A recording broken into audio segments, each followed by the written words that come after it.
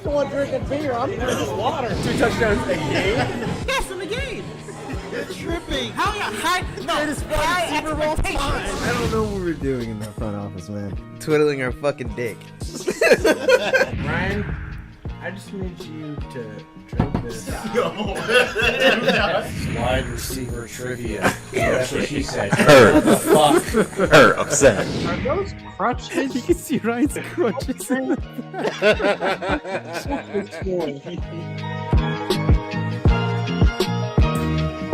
What is going on, folks? Welcome back to your favorite show on the internet. This is After Review, episode 255. I'm your co-host. And then I'm your other co-host, sitting here pretty happy that my Mariners are in the playoffs. I'm going for the AL West tonight. Oh, and my name is Malin Dennis. I'm your other great co-host, Nestor. I'm your other co-host, Junebug Spade. Get your pen out, Fly- man. I got it. I'm ready this time. I'm ready, buddy. Come on. Come on. Flying low and slow out of the 253 like an A10, lighting up everything in my path. It is G-Money.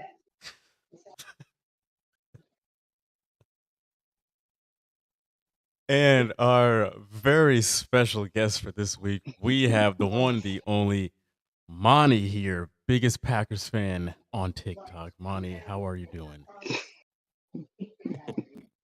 I am good. I'm excited. You guys got some football.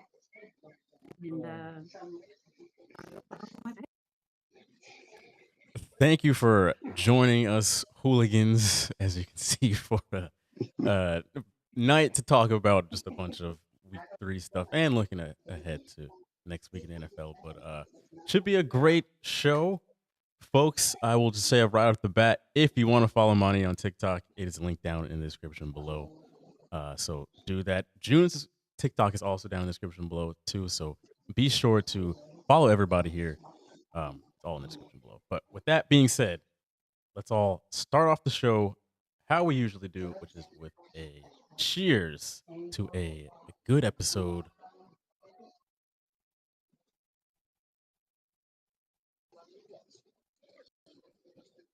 I Got don't think my it's going husky to work shot. out, Monty. Yeah. It ain't going to work out. He doesn't have to say a word. yeah, I got all my- right, dude. I got my Husky You'll shot lose. glass juice because my Huskies are playing the number 1 team in the nation on Saturday, and we need a lot of we need a lot of bourbon and a lot of prayers. So you're not playing. Never mind. I'm not gonna go with We are playing Ohio State. that. I was about to say you're not playing Texas. That's what you're trying to tell me. Not Yeah. Texas, not Arch, Got not it. Arch. All right, I'll stop. Okay, let's get into the show for the week. Let's start off with the recap from last week in the NFL, which I did not really want to talk about this specifically, but the Rams did not beat the Eagles. Back the other way around.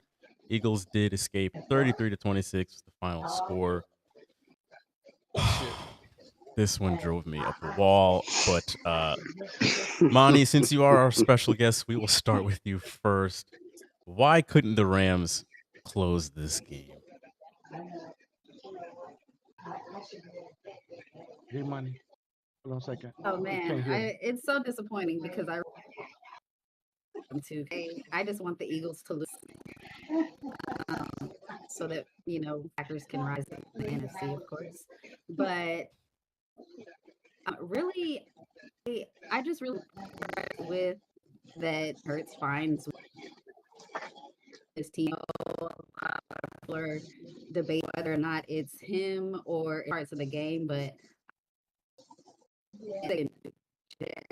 okay. But that Eagles defense, is special teams had a week on Sunday, and I think when it was time to execute, the Eagles executed, and the Rams, they didn't capitalize early. And that really they had momentum, and they allowed time for the Eagles to come back, and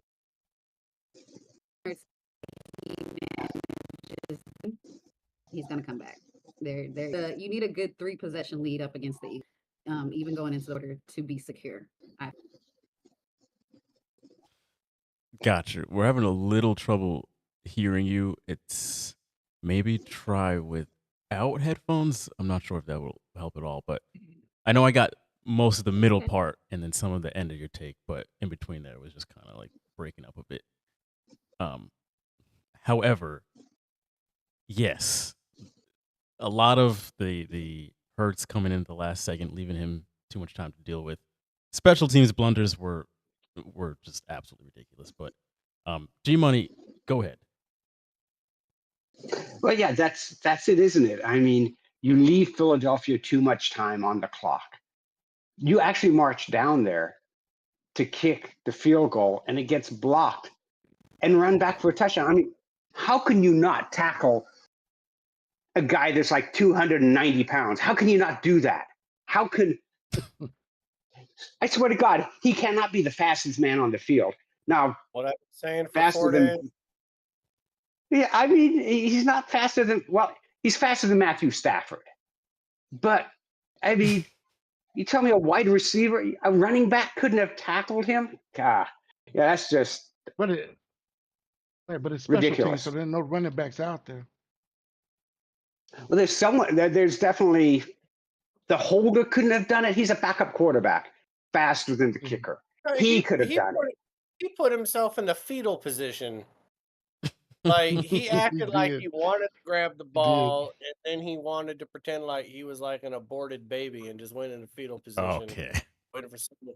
I was like, what the hell was that guy Jesus doing? Christ. Like, it's not Jesus often that you Christ. see someone curl up in the fetal position when they haven't been hit. Like we've seen people get knocked out and they curl up in the fetal position, but he didn't even get hit. He was like, "Oh, I just don't want to get stepped on." Like, sir, what the hell? That's a problem. My bad for June, the abortion thing. June, go ahead. I'm getting canceled. So, one thing I saw about the game was the Rams, and I don't know, I know Sean McVay probably talked to them about closing out games, but the one thing I saw is like their offense just stopped once they got that 26-14 lead. It's like they just stopped. And I'm like, the Eagles still don't have a set. It was 26-6. It wasn't even Yeah, 26-14. It was 26-6. Right. And so it's like the Eagles still got a bad defensive backfield. Throw the ball over the top. What you had success with the entire game.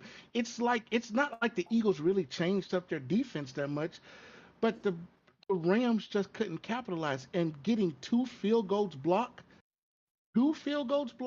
in a game is unheard of in today's times with all the rules that they have for blocking kicks.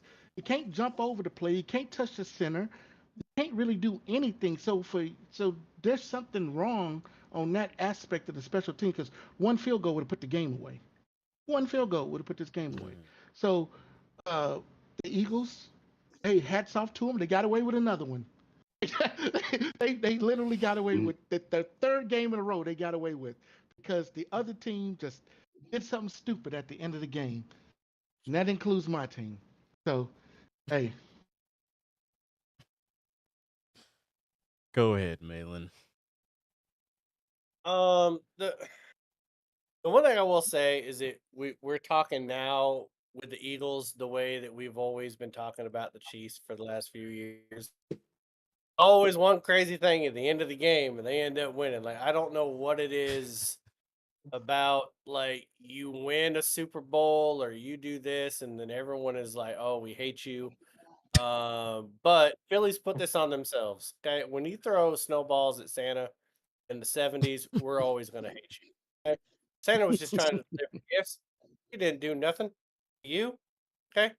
Probably lost his eye in Philly back in '78, which is why I never got that GI Joe aircraft carrier because I couldn't find my house. So That's fuck right. these fans. But this is why they couldn't put it away. Jalen Hurts had an epiphany in the third quarter. He said, "Holy shit, I have AJ Brown on my team. Maybe I should throw him the ball." I don't think he had any catches in the first half. He ended the game with 6 receptions, 109 yards, and a touchdown. Like every important play they needed in the second half, AJ Brown was there just being a monster over people. And they'll probably forget that AJ Brown plays for them next week. And he'll probably be reading another novel on the bench. But yeah, I mean, I don't know. The game was maddening, 26-6. The Rams defense had the Eagles figured out. They Yeah. could not do anything. And then all of a sudden it was like Hurts was like, "Oh yeah, I got number 11 on my team. Let me throw him the ball." And the Rams had no answer for that all of a sudden. So it was maddening, it was upsetting. I didn't like losing the ride or die in 5 pick the way that I did. Because when they lined up for the field goal, it was a win no matter what. The only way that we could lose was if you block the fucking Uh, field goal and run it back for a touchdown.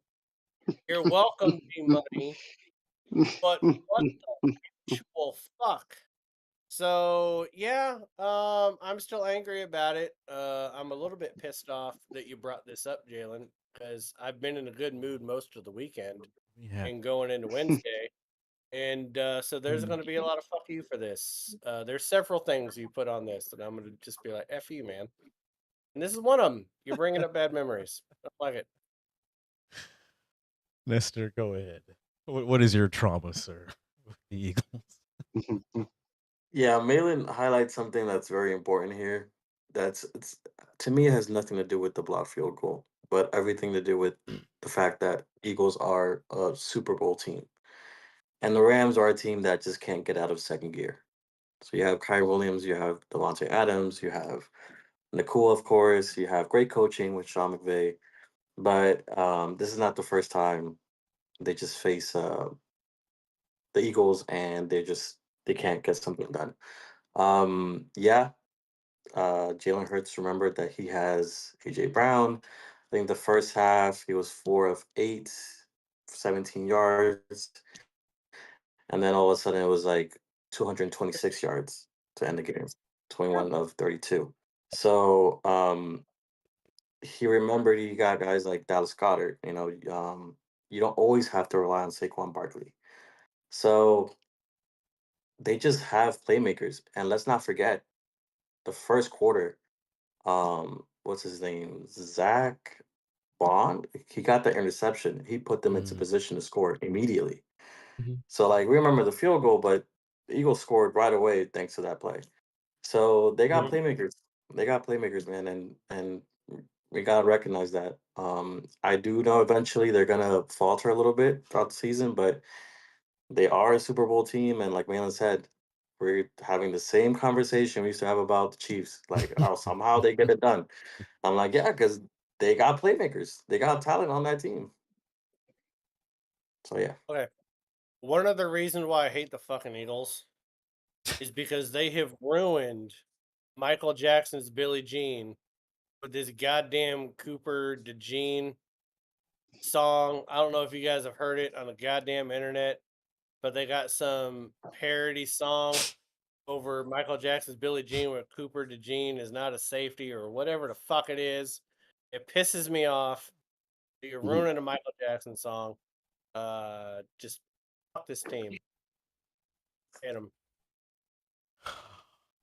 Yeah, it was a long Sunday because at that same time slot, there was a lot breaking down in the NFL. all There was at a lot once. happening.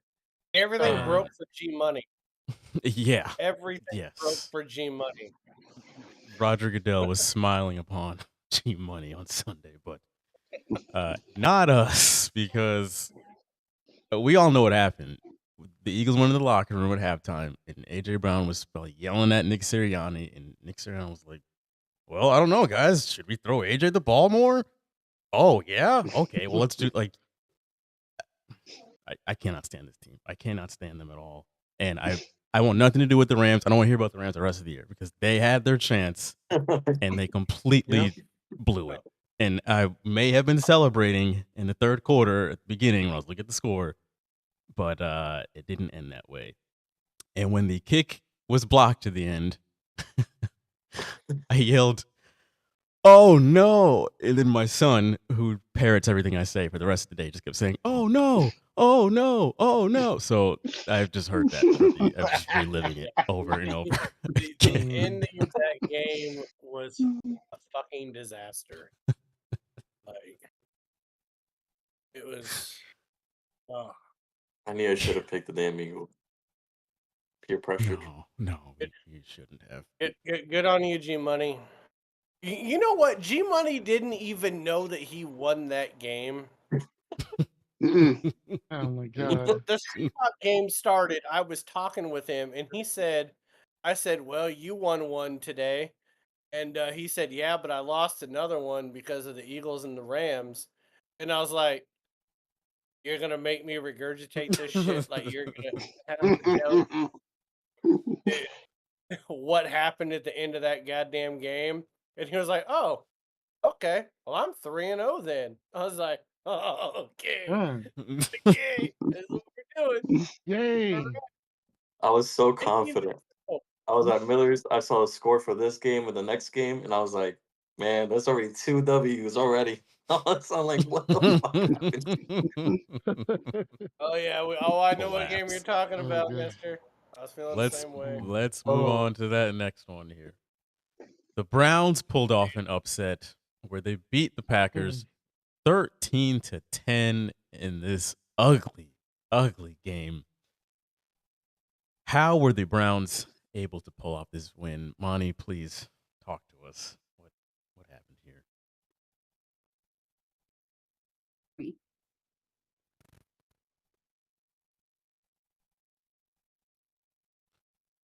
At all? No. Oh. Well, it's like Like you guys can hear me. cutting in and out. I have an idea. Leave the chat and come back. Hmm. It usually fixes things. A lot of times it can, yeah. 9 times out of 10. Okay. Come back. Yes. Until then, G Money, you can go ahead. I tried to tell you. I tried to tell you. Come on. I tried to tell you. They're going against the number one defense in the league. The number one defense. Okay. You never bet against the number one defense. Never bet Because, well, you can, yeah, see? I mean, especially if they give you, but no, I mean, Green Bay had played two of their toughest teams at home. Well, not Chicago, but Detroit, right? Played them at home. Go on the road to Cleveland, and they just didn't have an answer for that defense. And that defense is wicked. The offense sucks. It's not a good offense. Joe Flacco, I'd give him another couple of games, and he's in a retirement home somewhere. We're all hit 59. Sorry, I told you this was gonna happen, guys. Did you say bingo? Bingo. It was on my bingo card. Count Riley just hit 59. I'm sorry. There we are. Sorry. Deal with it. There we are. Okay. Apologize. Okay. I apologize, Jimmy. But- The floor. That's okay. That's okay. I was watching it too. I was like, but no, that was that's probably going to be the toughest defense they face all year. And they weren't ready for it. And that was obvious. If they play them again, they will beat them. But this time they didn't have an answer for that defense, how to either run against it or throw against it. They just didn't.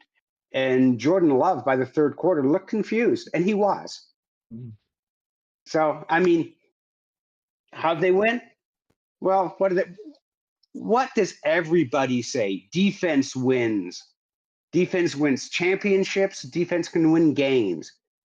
That's what Cleveland's defense did. Monty, do you want to try again?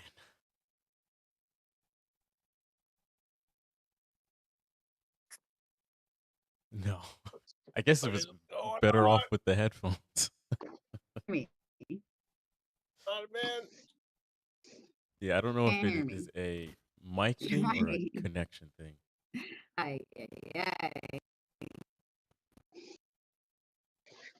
It was Julio just hit a home run. Oh, yeah, he did. Back All to right, try it back. again.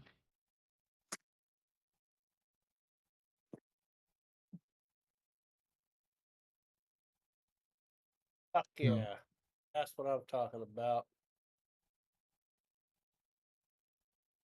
Y'all gonna strike 10 of us out this time, bitch. What about I can Jesus kind of hear Christ. you now. still can't hear me? I could That's hear him. that. No. Yeah, I got it. I hear you. Easy. Oh, man. Well, this is so weird because like we could hear her perfectly before the show started. Yeah. Right. Okay, Bonnie, do this. Just reset the whole thing, whatever computer thing you're on. Maybe a little bit. Come back in. I've had to do that. I've had to do it. Or Sucks. option Go to the C. breaker. Working just fine Pull before. the breaker. Or option C. You join from your. If you have Yeah. Discord on your phone, try doing from your phone. That also works. I've done that, and it works Yeah, buddy. perfectly. Sometimes laptops just hate us. Yeah, true. Let me go ahead and skip June real quick. Talk about this one. Because this game really chafed my ass. This one really pissed me off. Because the Eagles and the Rams, I can understand because the Eagles do some crazy shit like the Chiefs. 4 minutes to go, we were looking great on both of these games. The Browns were up 10-0. Okay. I mean, the Packers were. Gary, I really respect what you're talking about, how defense wins championships. This is still the fucking Browns. I understand they had the best defense in the NFL. They were 1-1 against the spread. Now they're 2-1 against the spread. Why? Because Matt LaFleur is a bitch. When your last name has something to do with the French, fuck you, man. Like you got so Like the goddamn French. competitive in the second half. Jordan Love, I'll tell you what Jordan Love did. Jordan Love, he loved to like throw like really bad passes. We just hit a third goddamn home run. Yes, we Third did. one. Oh, in the first Polanco inning, just you have to put up cracked with that Whoa. out of the park. Out of the park. goddamn home run. Focus. 3-0. Focus. Back to back to back home runs, people. It's gonna be a Focus. long show.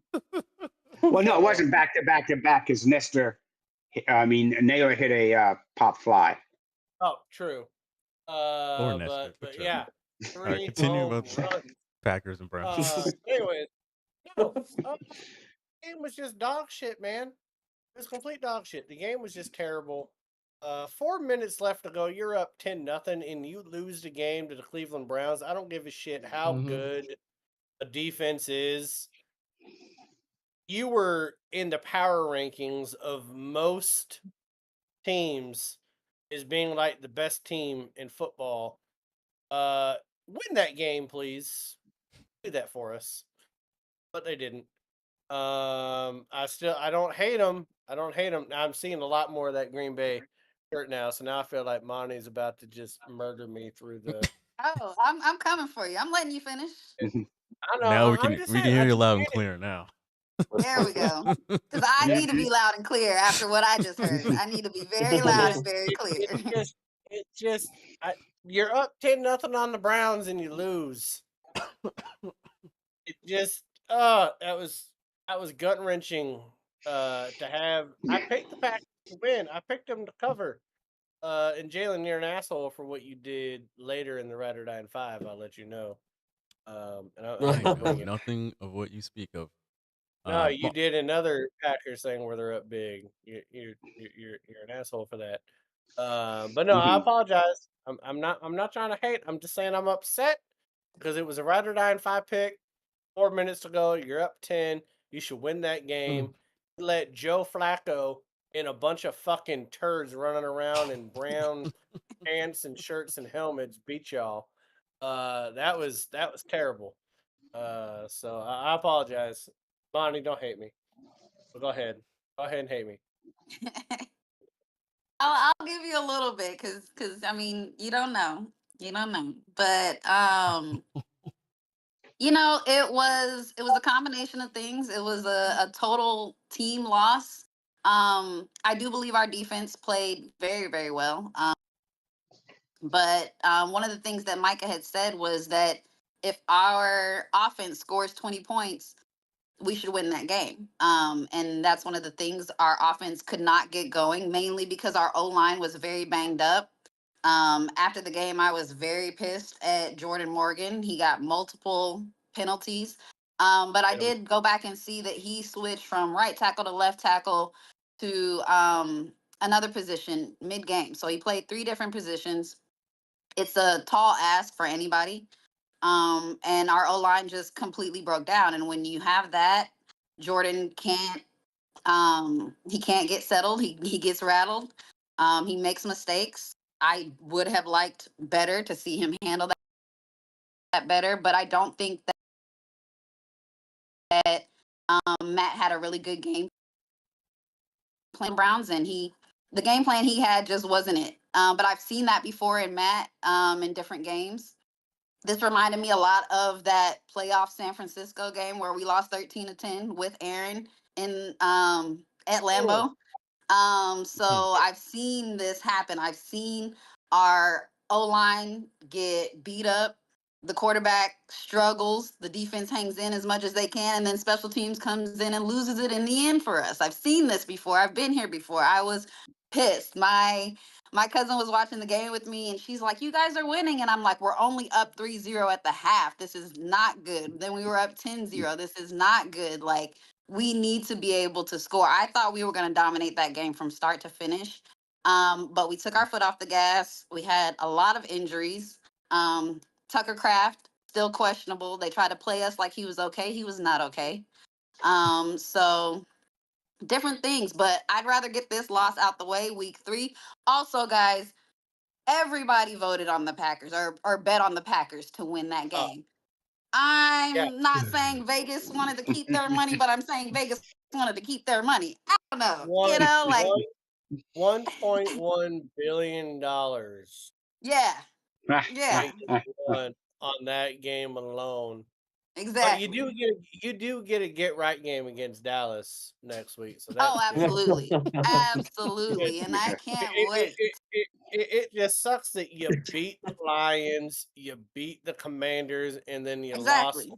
to the Browns. It was like, To the Browns. I really thought funny. we were going 3-0. I thought 6-0, honestly. I thought we were going 6-0. I looked at the schedule, I thought we were going 6-0. But, I think the only one that came out a winner this week was G Money with he taking was. He with was. taking the Browns. Look how just that pompous ass look Yeah. on Yeah. his face. you just wanted to be I mean, different, G Money, like. no. I looked at the defense and I looked at who the Packers He have was played, very who they played at home, and I was very adamant he that was the Browns very were going to win confident that in his game. pick. That man had a shamrock up his ass. He was the only one that took Cleveland, but he was so confident in his pick. And I remember I thought he saying was after drunk. that, I was He like, was guys, drunk. anyone else feel not comfortable anymore since G Money said that because we're all on an island. G Money's over there just swimming in gold, like fucking Scrooge on DuckTales or something. June, what did you think about this one? It's so funny. It reminds me of the game San Francisco played against Cleveland a couple of years ago when San Francisco was pretty decent. And then they went into Cleveland and got beat. Remember Mhm. that? That was like We sat around saying 2 the years same thing. ago. Like, what? Yeah, we was like, what the hell just happened? I was happy. You know what I'm saying? But Right. it was one of those games where you're just like, what happened? I'm saying the same game. I'm like, this offense was clicking so hard. They were clicking so hard. And I know Cleveland's got a great defense, but their offense is terrible. I mean, you got Joe Flacco as your starting quarterback. This man ain't leading you nowhere. And you couldn't at second half, you up 10-0. I don't care if you only up 10-0. You're the Green Bay Packers with this defense. Just added Micah Parsons. Okay. Why are you not getting this is the time where you should be blitzing every other play and getting Micah Parsons to that back. This is what you got Micah Parsons for. This is what you traded 2 first-round picks for, is for when you're only up 10-0 and you get Micah Parsons and you say, we're going to unleash you. You just get to the quarterback because he's going to have to pass the ball. You got to. I don't know what was going on offensively and defense with the Packers, but I'm scared next week because I know what's going to happen to the Cowboys. It's going to be a 40-point victory for the Packers. I Oh, am not June. lying. The worst thing that could have happened for the Cowboys is that the Green Bay Packers lost this week. They coming The back with a worst vengeance. thing, the absolute worst. It's the worst Come thing. So on, that's June. all I got. I love how it really But is, though. real quick, not too much on our defense because remember, had Jordan Love not thrown that pick and they got the ball on Yeah. the inside the 10-yard line, they would not have scored that Mm, touchdown because they did a Yeah. goal mm, line stance yep, the drive Mm. before that. Yeah. that is Mm. true. I don't know. Yeah, I mean, you guys, Just, you lost to a Browns team that Joe Flacco only threw for 142 Yeah. yards, and he Exactly. did throw a touchdown. uh, He had an interception. He had a 55.6 quarterback rating, and they somehow mm. won the game. And they won that game. I don't. I mean, you got burnt Sometimes off the Mm. numbers to do lie. Joku leading the team in receptions with 5 catches for 40 40 yards. yards. Somehow they won the damn game. I mean, I'm Quinshon trying Nestor, to get Judkins. this game out of my head, guys. I where, don't even know who Nest, come Quinshon on. Judkins is. I didn't even know this man existed in the history of just the world. But apparently, he's the starting running back for the Cleveland Browns. He had 18 carries for 94 yards. That's where they let Cleveland do some stuff. He had a Yeah. 5.2 average. That's Mm. wild. go ahead, Nestor. Mm, Yeah, I'm not sure if some of those guys on that O line were hurt before the game or Yeah. during. I tried to look that up, but um, to G Money's point, Green Bay, well, the Browns their defense is first in the league, only allowing 45 something yards per game, and something that is, I guess, the Packers could definitely improve on is their running game because they're 18th like before the game, 18th in the league with Mm. 106 rushing yards. So they do have a talented guy with Josh Jacobs, but they got to work something out. I'm not sure if it's the O line or if it's really him or what's going on there, but I am going to first of all give credit to what the Browns have been able to do with these rookies, Quinshon Judkins and Fannin, the tight end. Those guys Mhm. played really damn well, and a lot of their drives really helped the team. It was just all them at a certain point. So I think they did really well. If the organization wasn't complete garbage, they could really have something there with those two Mhm. guys. But knowing them, they're probably going to ruin it. I don't know whether it was Miles Garrett or Malik Collins sacking Jordan Love. I guess they turned him into Tua, and by Whoa. by the end Whoa. of the by the end of the you game, he can was go seeing extra Whoa. with ghosts. your hand. He was seeing That's You can go that's ghosts. extra that's with your I, far, hands on Nestor. it. He was seeing Yeah. ghosts. I don't know where he threw because I saw the play and I'm like, where are Yeah. you throwing the ball? I like Jordan Love. I think he's a great quarterback, but they sacked him a lot of times. Mm-hmm. Like a few times. Like that was they didn't look too good. Um They're- it was one of those nasty games. The Browns defense was good. They just put a lot of pressure on him. But yeah, I wouldn't, I wouldn't see it as like, oh, time to panic or even just worry or anything. This is just like you said, this is a good point for them to reflect on and keep it moving. Yeah, I don't have too much more to add to this that hasn't already been said here. The Browns defense played out of their minds. Their offense did not do literally anything special at all. Nestor, you mentioned two people that you could have just made up two names, and I would have believed that they played for the Browns at that point. Yeah. Joe Yeah, him and Troy Flacco Walker. played. Troy Walker is also good. That running back name sounds AI generated, to be honest with you. It doesn't sound real. Like yeah. Joe Flacco had Jay Love had a forgettable game. Joe Flacco had an even more forgettable game, and they won the damn game, which is just ridiculous. Yeah. So I'm not going to focus on the Browns at all. I don't think this is anything like an omen for the Packers or anything like that. I think the Cleveland defense showed up big time. Packers offense struggled. Jay Love had a game to forget, but I don't think it's any indictment on him. They'll bounce back. They'll be just fine. Hey, all great teams have to take a bad L at least once or twice every season. So no, I don't think it's any big issue here. So two things real quick, John. Oh, actually three. One, I wish that the Packers didn't take that L when we picked them to win on the Red Bad 5. I wish that wasn't the game where they chose to do it.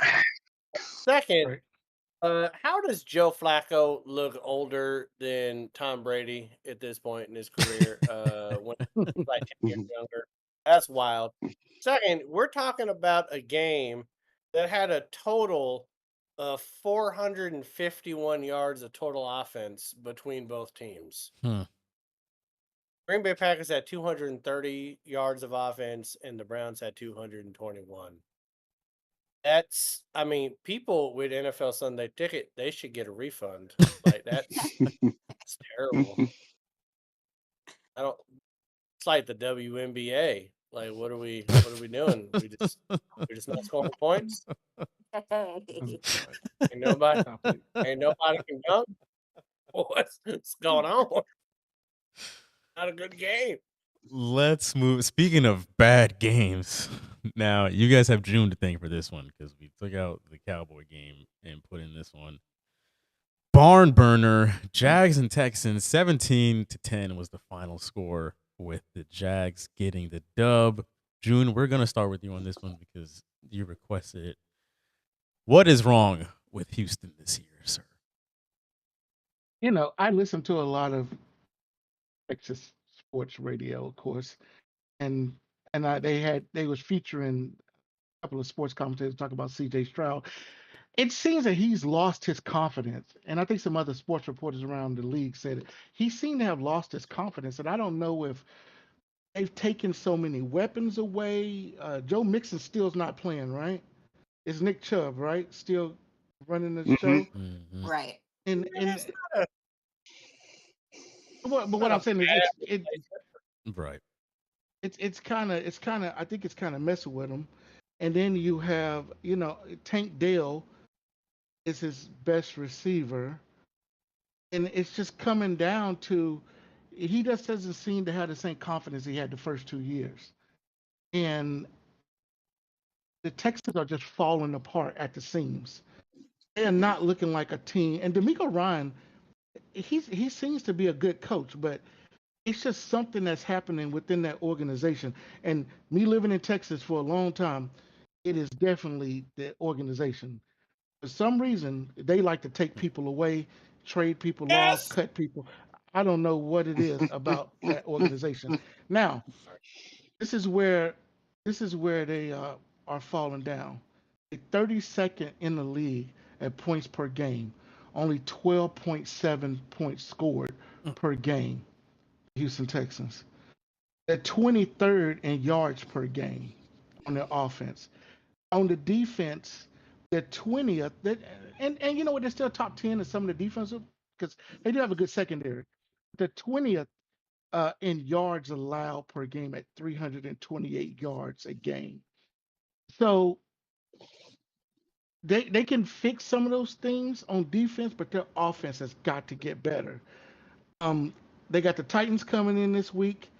They possibly can get a win this week. You know, with the way with the way last week went in the NFL, it's possible that they're going to get a win. But their schedule the rest of the way is pretty tough. They're playing a first place schedule because they was in the playoffs last year. They're playing a playoff schedule from last year. They're sitting at a point where they're already 0-3 to realistically make the playoffs in the AFC this season. You're probably going to have 11 wins. So that means they're going to have 11 wins out of the next 14 games to realistically make the playoffs. Now, the good thing about it, they're in a bad division. The problem with being in a bad division so long is those teams catch up to you. And right now, the Indianapolis Colts and the Jaguars have caught up to you over the last 2 years. So now you're fighting from the bottom up. So definitely going to keep our eye on what happens in Houston. And we know that Houston management love to fire coaches. So hopefully DeMeco Ryan can turn this thing around, get his team back into the playoff. Because if not, I'm afraid, knowing the Houston franchise, they're going to fire him at the end of this season if he don't make the playoffs. Yeah, can I go next, Jalen, real quick? Go right ahead. I'm gonna grab a beer, but I can still hear you. So Beautiful. In the famous words of Tom Hanks in the movie Apollo 13, Houston, we have a problem. There's an issue here. I had to even Google while June was talking who Tank Dell was because I forgot he even played in Wow. he got hurt last year. Because I was like, I thought Nico Collins was their best receiver. Well, Nico Collins is their best receiver off of default because Tank Dell got hurt last year. Stephon Diggs got hurt last year. The weird thing is that CJ Stroud had a great first year.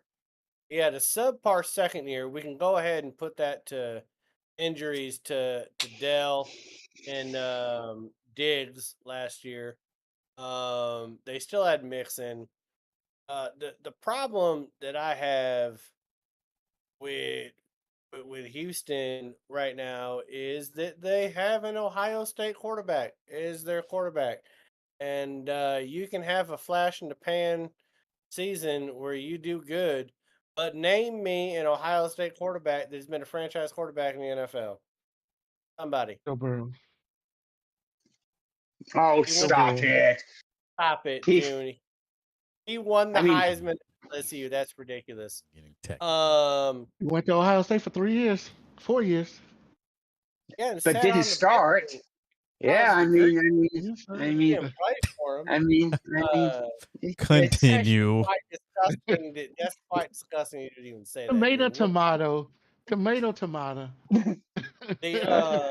mean, this is what Ohio State quarterbacks do. They don't play well in the NFL. I have really big concerns about whether or not CJ Stroud is going to be a long-term answer in Houston. I think that he was more. I think it was more the sum of the parts than it was himself being the quarterback of that team. What is the head coach's name? DeMeco Ryan, is that his name? DeMeco Ryan. Yeah. Yeah, he should lose his job. That team is just it's just bad. It's not good. You know how many teams since 1990 have made the playoffs since starting 0-3? There's been 165 playoff teams, and only 4 of them have made the playoffs. But the Texans were one of them, weren't they? 0-3? No, they weren't. Didn't they start 0-3? Well, they did this year, and they're not going to make the playoffs. They're just. I don't.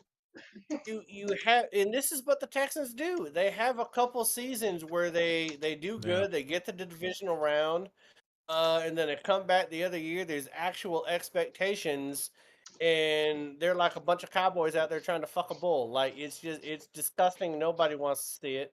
And they Jesus just fuck Christ. like all the time. It's just like Shav and Arian Foster and what was the wide receiver's name? Money. What was the wide receiver? Andre Johnson. Andre Johnson. yeah. All the talent in the world, all the talent in the world, and he can't win Mm-hmm. anything. And then you got a 2-year window, and then you're back to the drawing board. And this is exactly what this team's going to be. CJ Stroud is not the answer. If the Houston Texans if they want to have 5 years of losing seasons, go ahead and re-sign Stroud. Give him big money. Give him a second contract, pay him $50 million a year if you want to be sub 500 for like the next 5 years.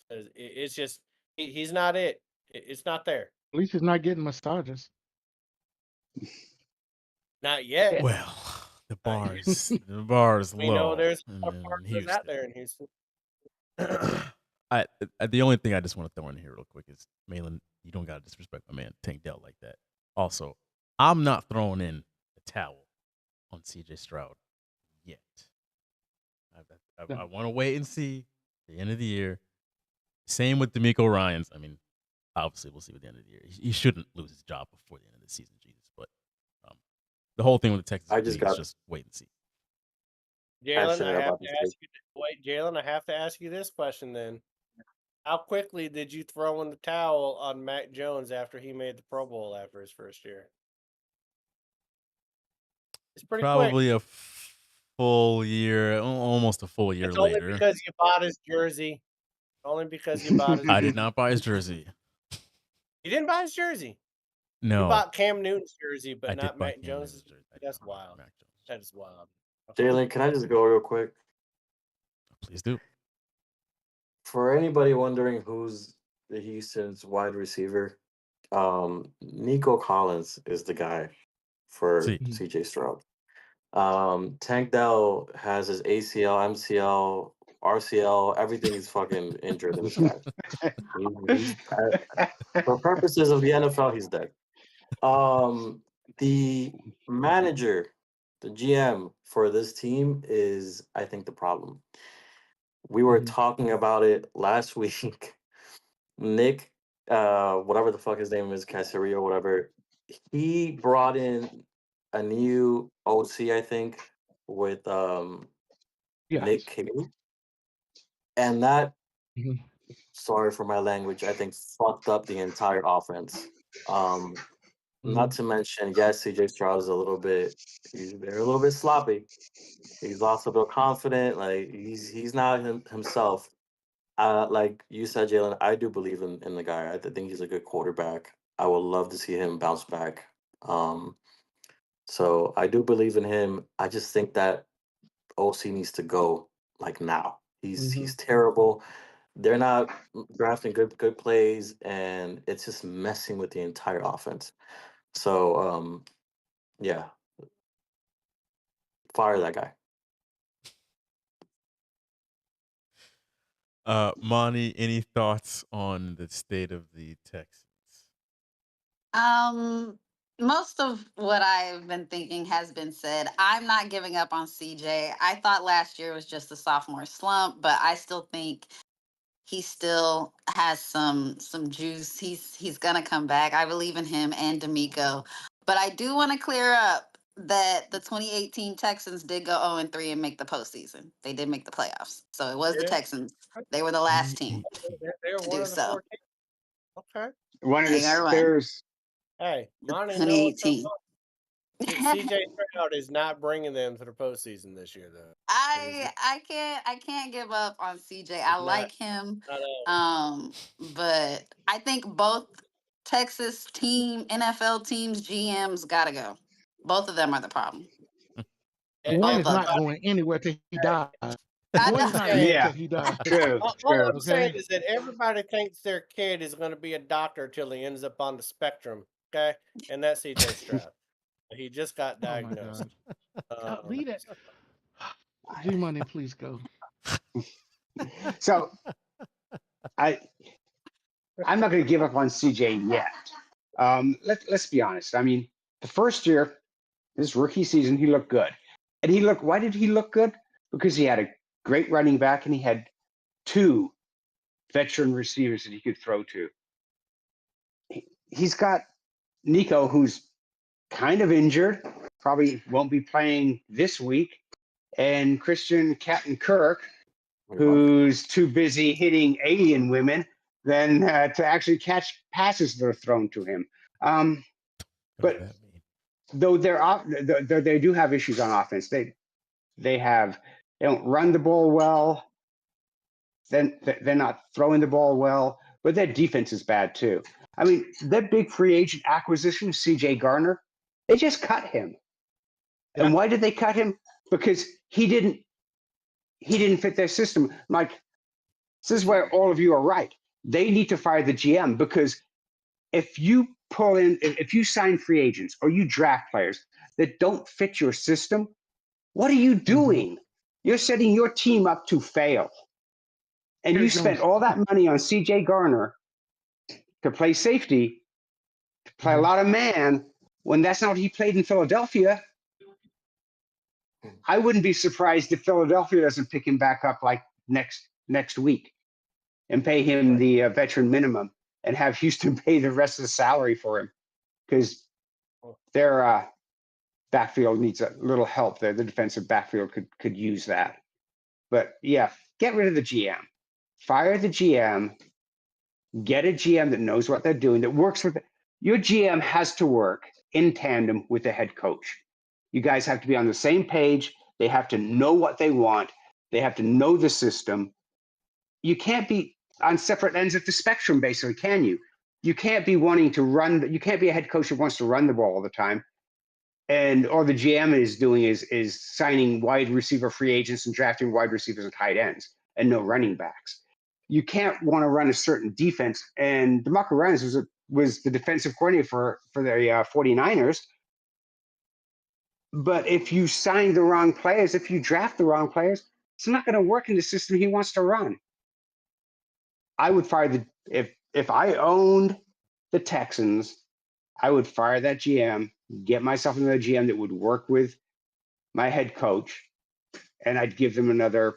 Probably if I was going to fire the GM, I'd give them another 2 years, because I think it's going to take at least a year to get that team fixed. Alan, can I give one caveat here?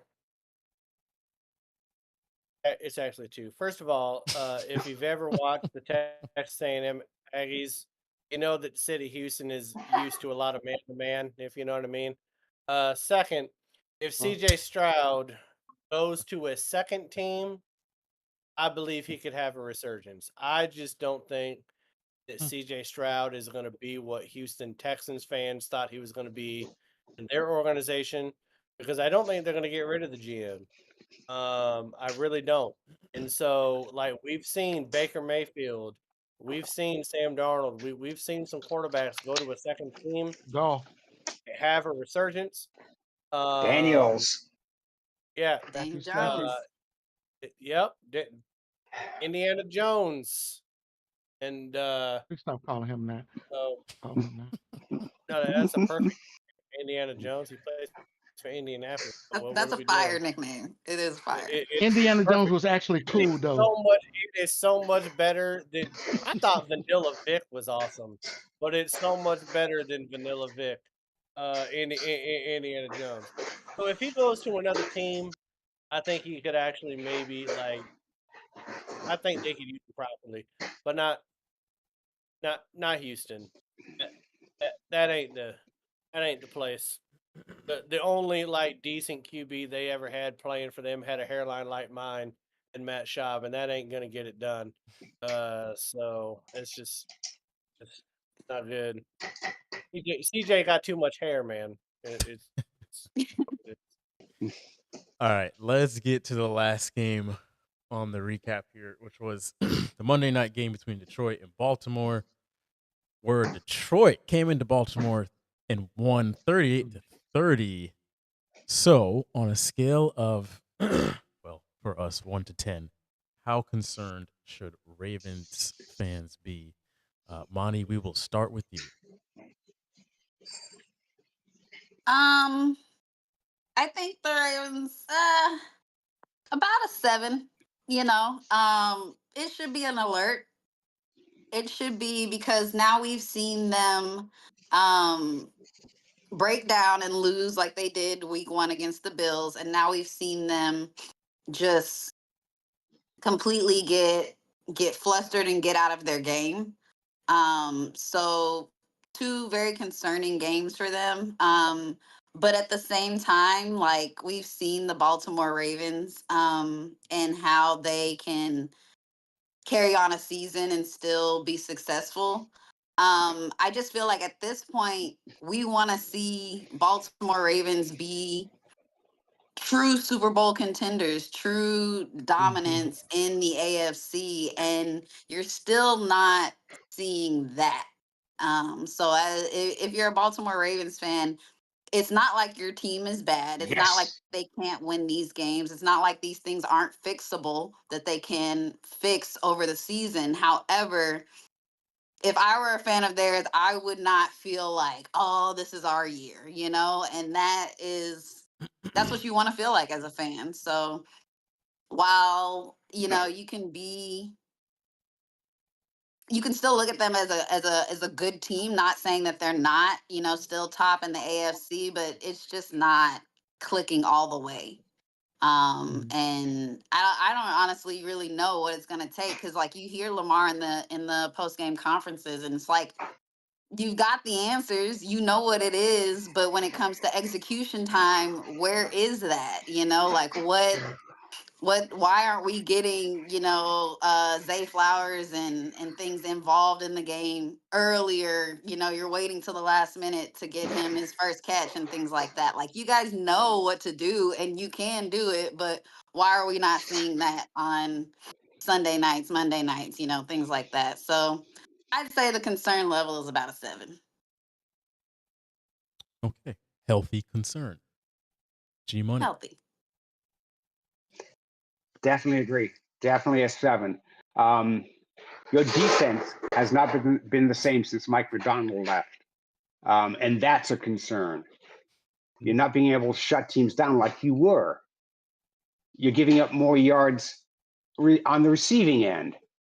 And this season, Henry seems to want to fumble the ball more. So when you look at it and you go, well, Harbaugh's team was never set up to throw the ball all the time. It was a run first, and then set up the pass, and then hit them. Hit your tight end. Hit your wide receivers if they're available. I mean, for the most part, if you look at, well, Lamar Jackson has been there with Harbaugh as head coach, of course. They named their wide receivers.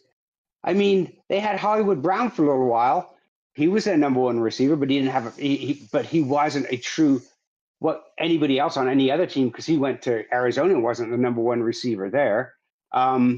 Zay Flowers is their number 1 receiver right now, but he probably wouldn't be a number 1 receiver on most other teams.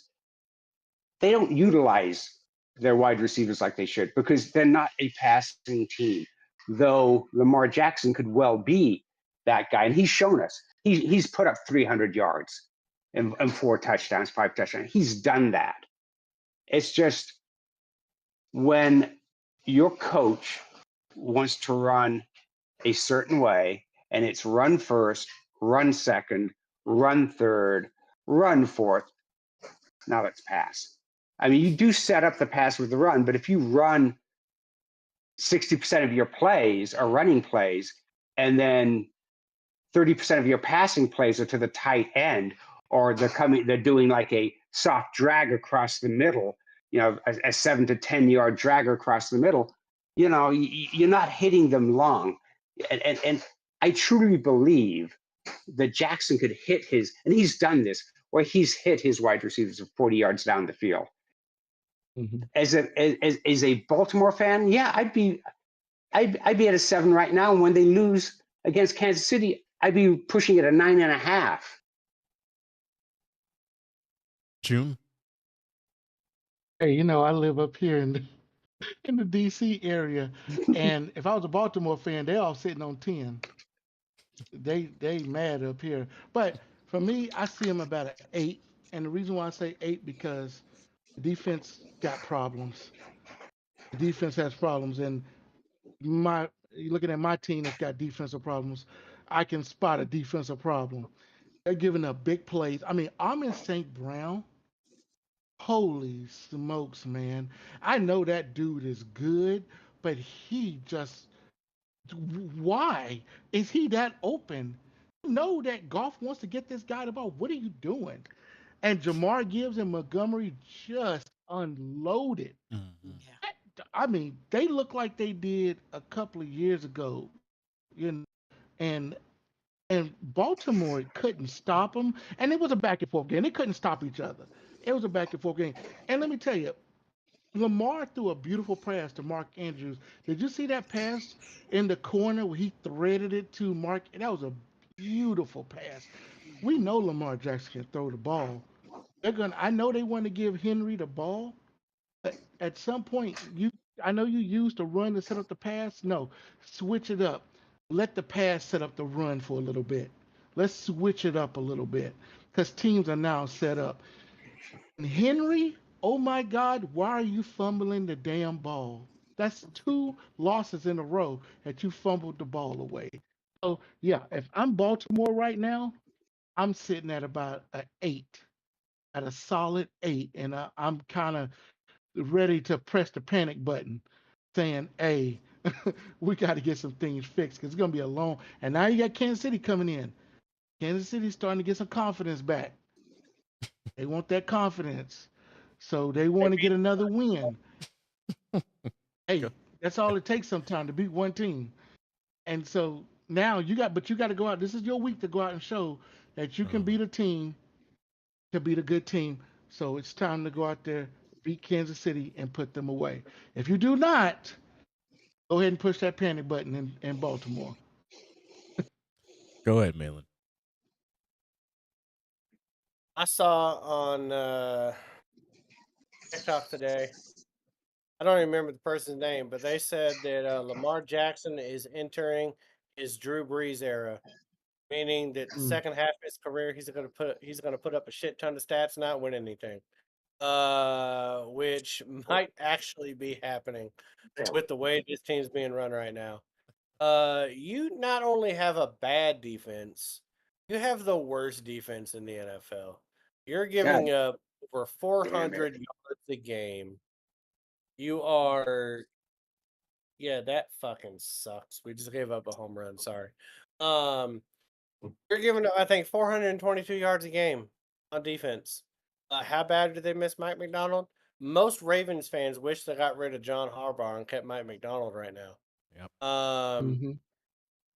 Also, play calling.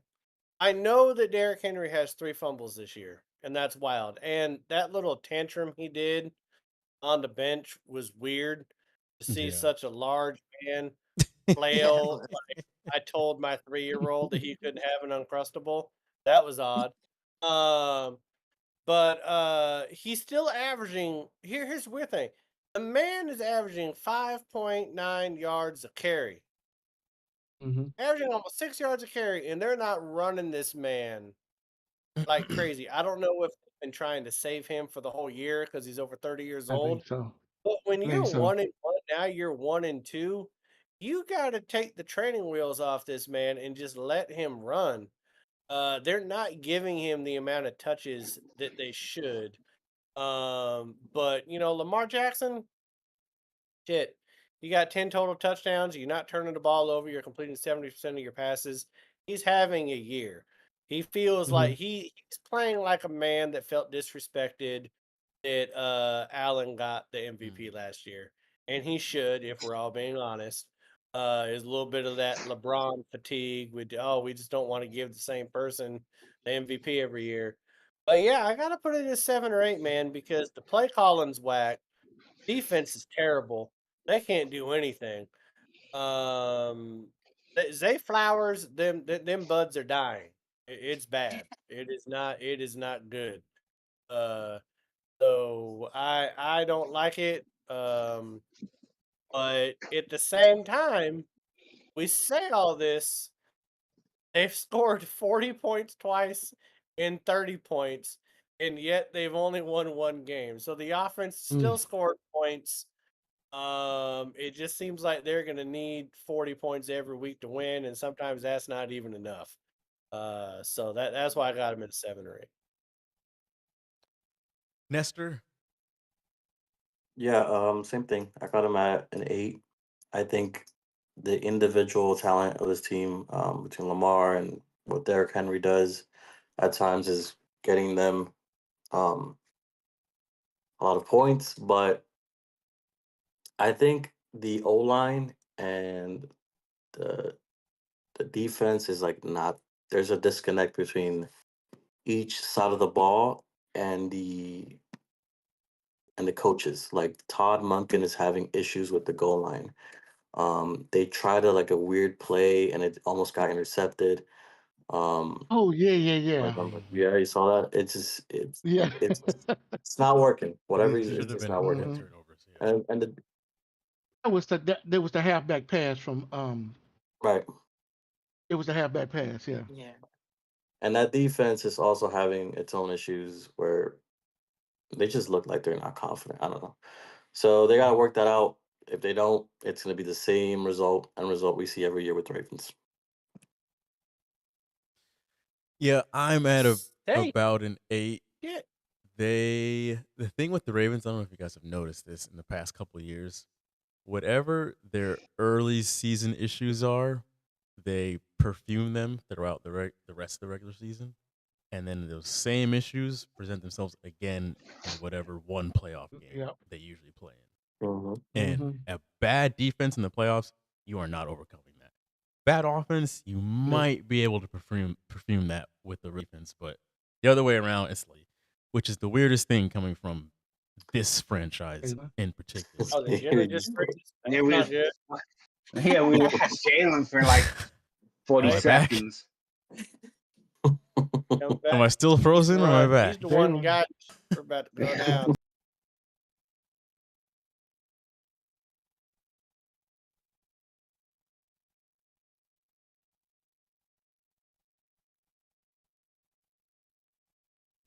Even God. There we Grabbed go. it. Sure.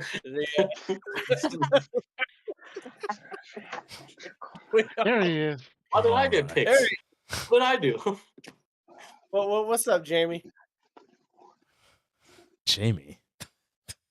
Oh, I may or may not have said you look like a like Jamie Foxx with dreads. And then we went into a whole thing while you were frozen. That happened. Maybe Well, that's what I've flipped the breaker, and apparently now we're back again. So we're cooking. Flip the Yay. breaker. anyway, let's move on to comments. No rapture. Don't worry, guys. Money's back. He's back. What timeline would that be on anyway? Like, what time zone would the rapture be in? We were all I trying to don't know. figure it All out. all I know is that if I think it was like to heaven before me, then there's some uneven scales of justice going on. I'm saying. just having to fix it, my friend. Just having to fix it. That's all. So comments this week. Figured we get the bad out the way first. There's 2 videos that involve the Eagles here, and amongst any other fans, I've noticed Eagles fans will come back to an old video just to troll. I'd never seen that from anybody else, but I guess they got nothing better to do. They keep receipts. Let me read some of these, and then you guys can weigh in. But let me at least knock some of these out. So, on June's take about how this was again before the Rams game, how the Eagles were in trouble. A few people just were like 2-0, like that was their only comment. But one person said, One Stop Inc. said, "Must be a Dallas fan." Got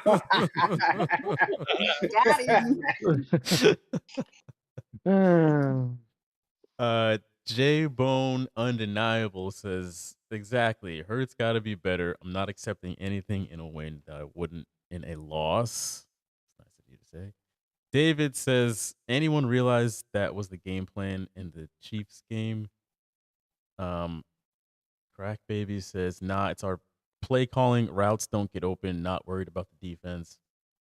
James says, "They said the same thing last year after 3 games. It's a 17-game season.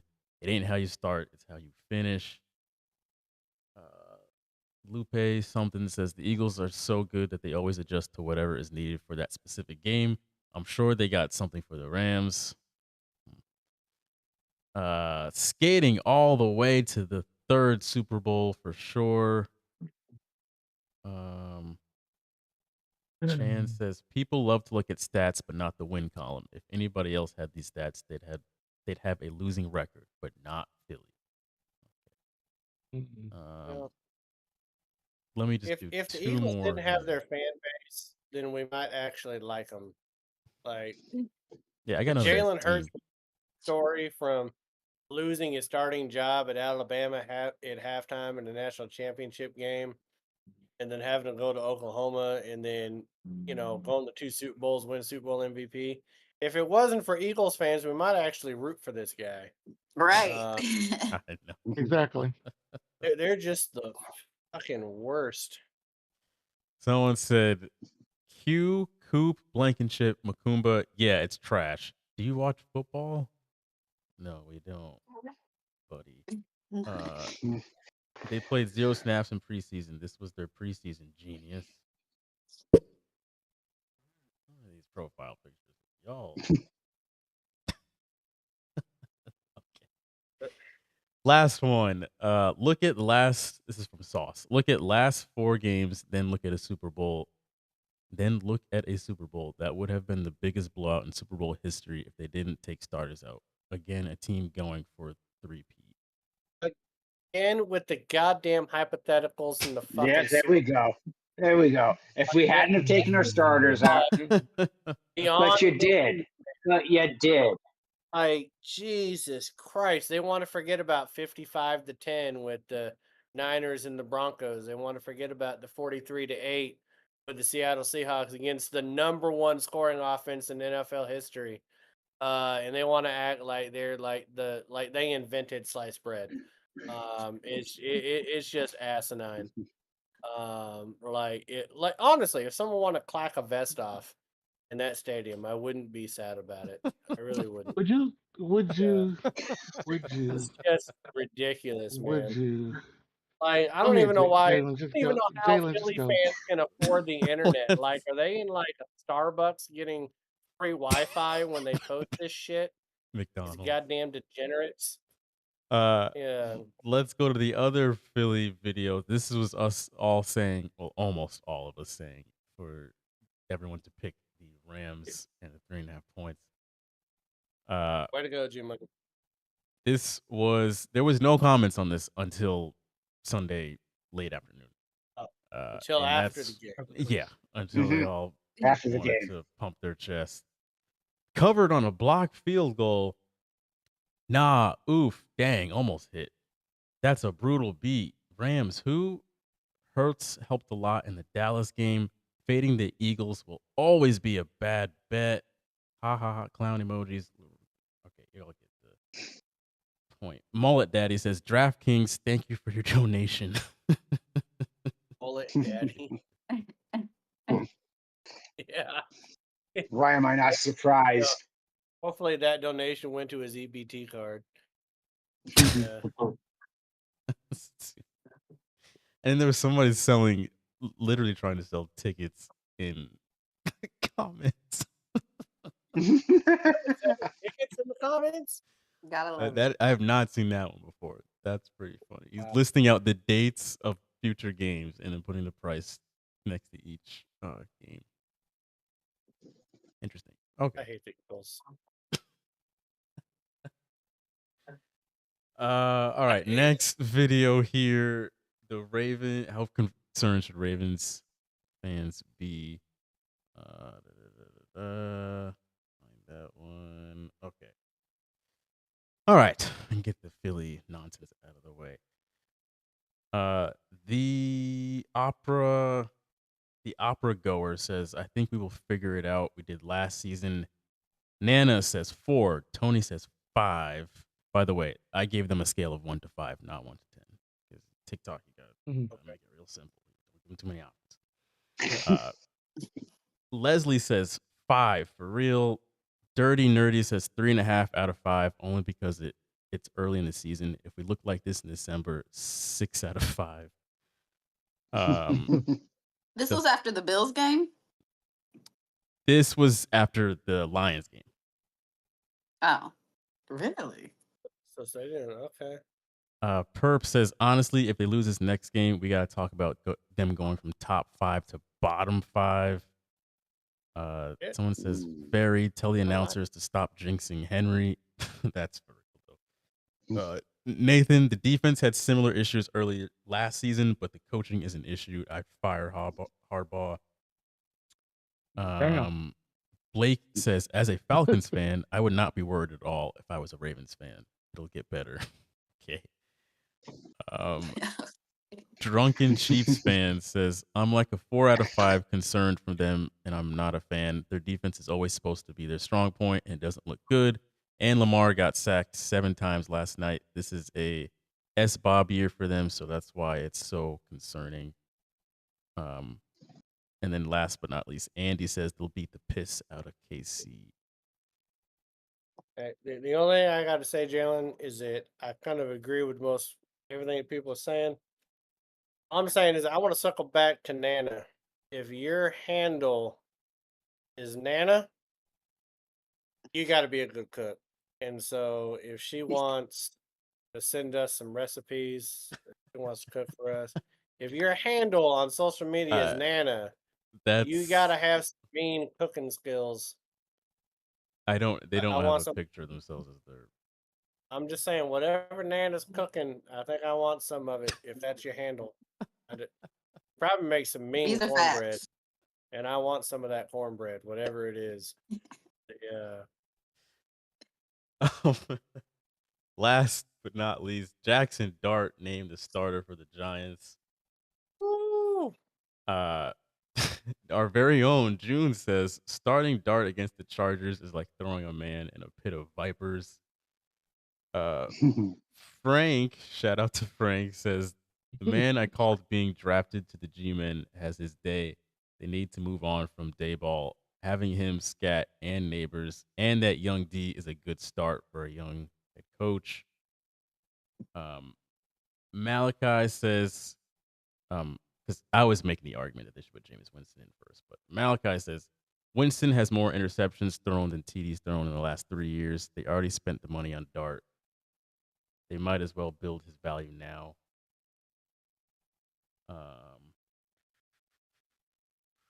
Richard says now it's just a crazy concept here. Only a few months in, and he's only sat for a few games. What happened to the development? This is what frustrates me about franchises that can't develop young rookie players. Like Brady sat go season. Mahomes, I think Love sat for 3.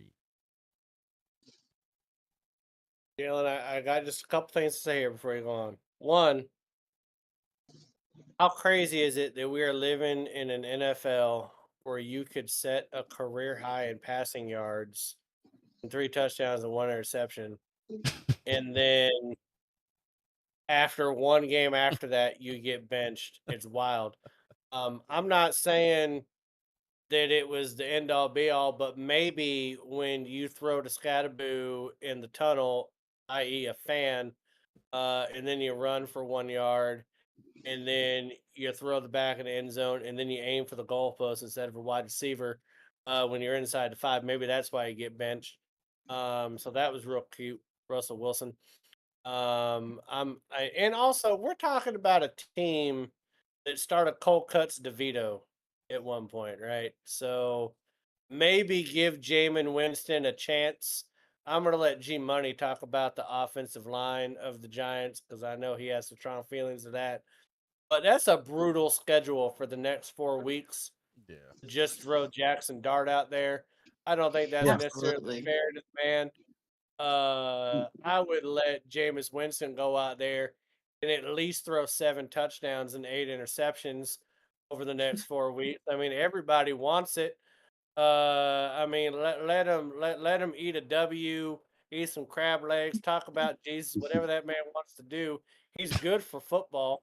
Um, He is. I still think he should be the NFL like backup quarterback. Like your quarterback goes down, Jameis Winston puts on your jersey and goes in and plays for you. I think he's good for. I think he's great. He's a national treasure at this point. But I know G Money has something to say about that offensive line because that left tackle is missing. I think for what, another 4 weeks, 5 weeks. Yeah, it could be something like that. I don't know when they plan on bringing him back. He's definitely he's questioned. They moved him from out to questionable against the Chargers, but I mean, So you bench Wilson, all of a sudden he wants to come back. Okay. There's one more comment I want to read here before G Money. From Lauren, she says, if losing with Jackson Dart gets Dayball fired, then so be it. We don't deserve Jameis. Oh, I saw that comment. However, they have a culture problem, not a QB problem. Snaps for that. I saw that comment. I was like, there you go. You go, girl. I was love like, when yeah. someone says they don't deserve. Did you When do finger say you snaps like don't clapping? Yeah. When you say you don't deserve Jameis, Yes. that's an all-time low for a franchise. Like, Browns had Well, him I and said, didn't want him and went with Joe Flacco. Like that's you hey, don't deserve Jameis.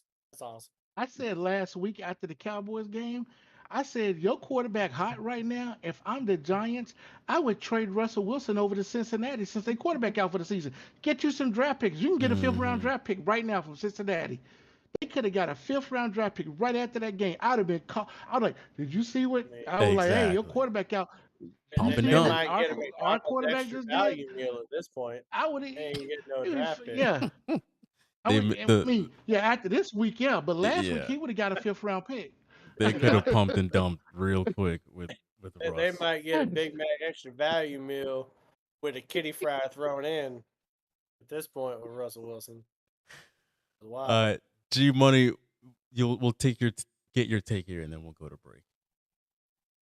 So the Giants are just a hot fucking mess, and they've been a hot mess for 4 or 5 years. In all honesty, their O line is horrendous. Their starting left tackle has been out for the first 3 games. He may be back for this game, maybe not. Their starting right guard is out. They can't draft well. Neighbors may well be out for this game. So you're going to start Dart. Really good. That makes a lot of sense. No, I would have gone with Jameis Winston. I mean, I wouldn't plan on winning the game, but you know what? I don't want to put Dart out there and have this game reminds me of the game that we played the Giants a few years back. I think man will remember that. We sacked the quarterback, I think it was 9, 10 times.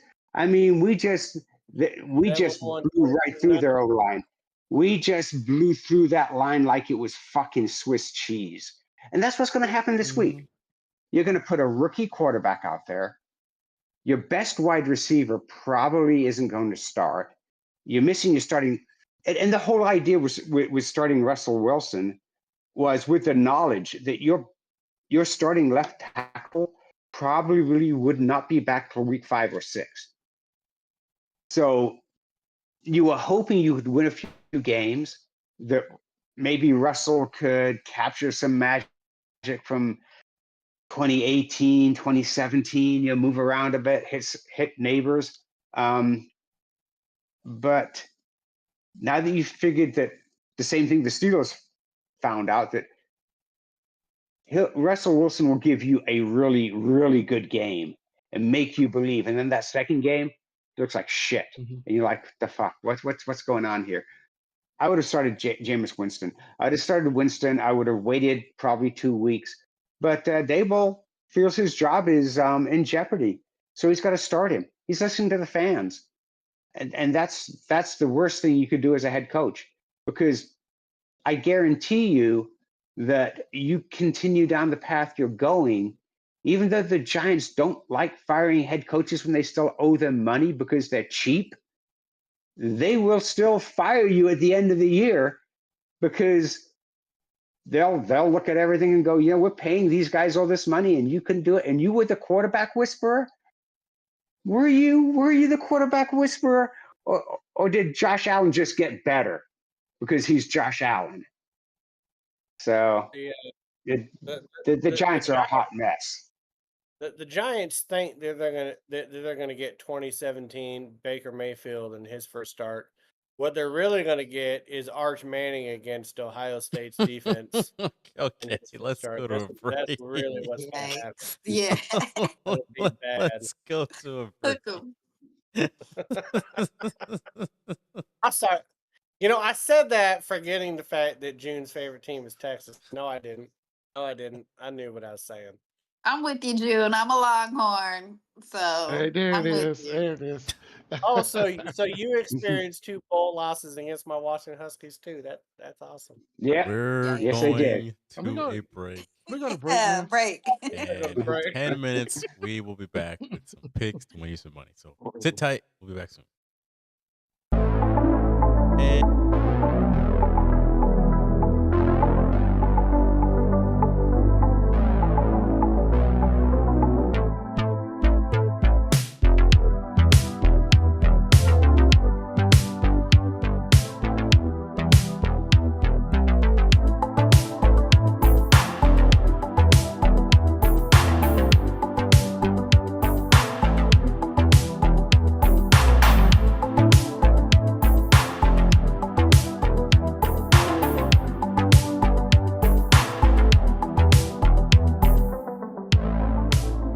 Baltimore fans, on a scale of 1 to 5, how concerned are you with your Ravens? 1 being not concerned at all, 5 being full-blown panic. This Baltimore defense is bad. Very, very bad. They'll beat up on some bad teams, don't get me wrong. Derrick Henry suddenly has a fumble problem, which I do think he will get resolved sooner rather than later. I think the real issue is the regular season really doesn't matter for this team. We all know that their measuring stick is the playoffs. They will work out a lot of these issues. I think their defense will get a little better. I think Derrick Henry will work out his fumble problem, but by the time the playoffs come around, the Ravens a lot of times regress. And what we're seeing now, I think, is going to rear its ugly head again in the postseason, regardless of what they do between now and then. But anyway, Ravens fans, how concerned are you with your team? Jackson Dart named the starter in New York. Out with Russ. Not out with Russ. He's just kicked to the bench. But Jackson Dart will be starting against the Chargers this weekend. I don't know why the Giants don't want to go with Jameis Winston before they go to Dart. Obviously, Jameis Winston is a veteran quarterback. Seems beloved amongst the locker room. I mean, hell, at this point, he seems beloved amongst the entire NFL. He's a solid quarterback. Like, you pretty much know what you're gonna get with Jameis. He'll win you some games, he'll lose you some games. He'll just be kind of like a 500 quarterback. To me, it seemed like that would be just the logical step. Like, why else do you even have him on the roster if you weren't gonna go to him ahead of Jackson Dart? I would let Dart just stay on the sideline, hold the clipboard, keep learning behind another veteran quarterback, and not throw him to the Wolves yet. I mean, I'm not exactly opposed to throwing him to the Wolves. It's just that you have Jameis here. Why not use him? Because I would imagine as of today, he's a better quarterback than Jackson Dart. So Winston was not there. Then I could see why they were doing this. Again, don't have a problem with Dart getting thrown to the Wolves, so to speak. It's just that it seems unnecessary when you still have Jameis there at the same time anyway. So Jackson Dart starting this weekend against the Chargers. Let us know what you think in the comments below. Here, I really like Baltimore at home. It's Lamar Jackson against an NFC team, and he is 24-4 against the NFC. They didn't even need Mike McDonald to coach last time. Detroit don't play AFC teams very well. Give me the Ravens all day long. Cover the spread on this team at home.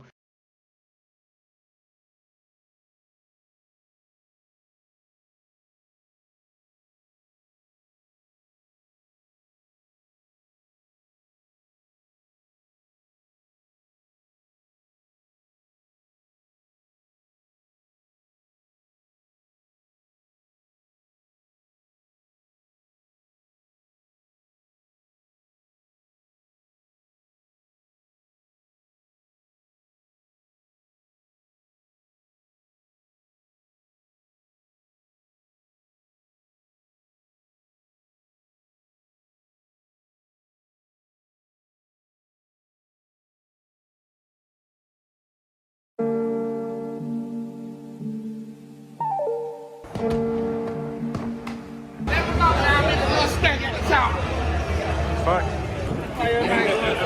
Well, I just walked 2 miles in this damn stadium. Can I get a Miller Lite, man? Miller. Okay. It's like $18. Fuck. We're Road G, season 21, 22. And LSU.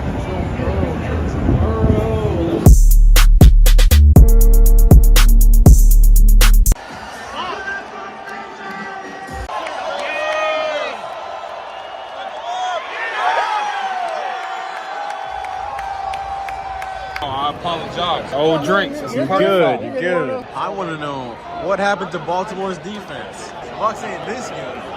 Incomplete. 3rd and goal. Technically, it's 101st.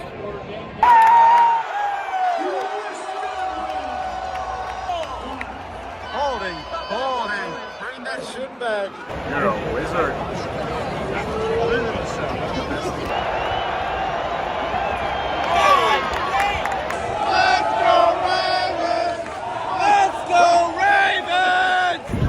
$1 more would have gotten you a highlight.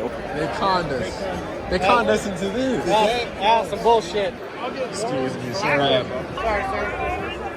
There's a lot of elderly Ravens fans right here. Yes, the Baltimore Colts marching band back when they used to have a marching band. A lot of popcorn. Well, there goes our points. There goes our points. Why are you so mad, man? Tyler Butler. He's so angry.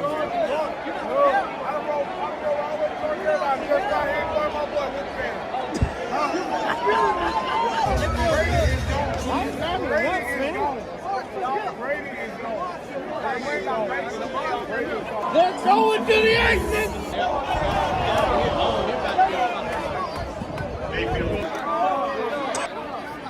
Henry on the carry. Held down by Levante David. 2nd and 11 at the 41.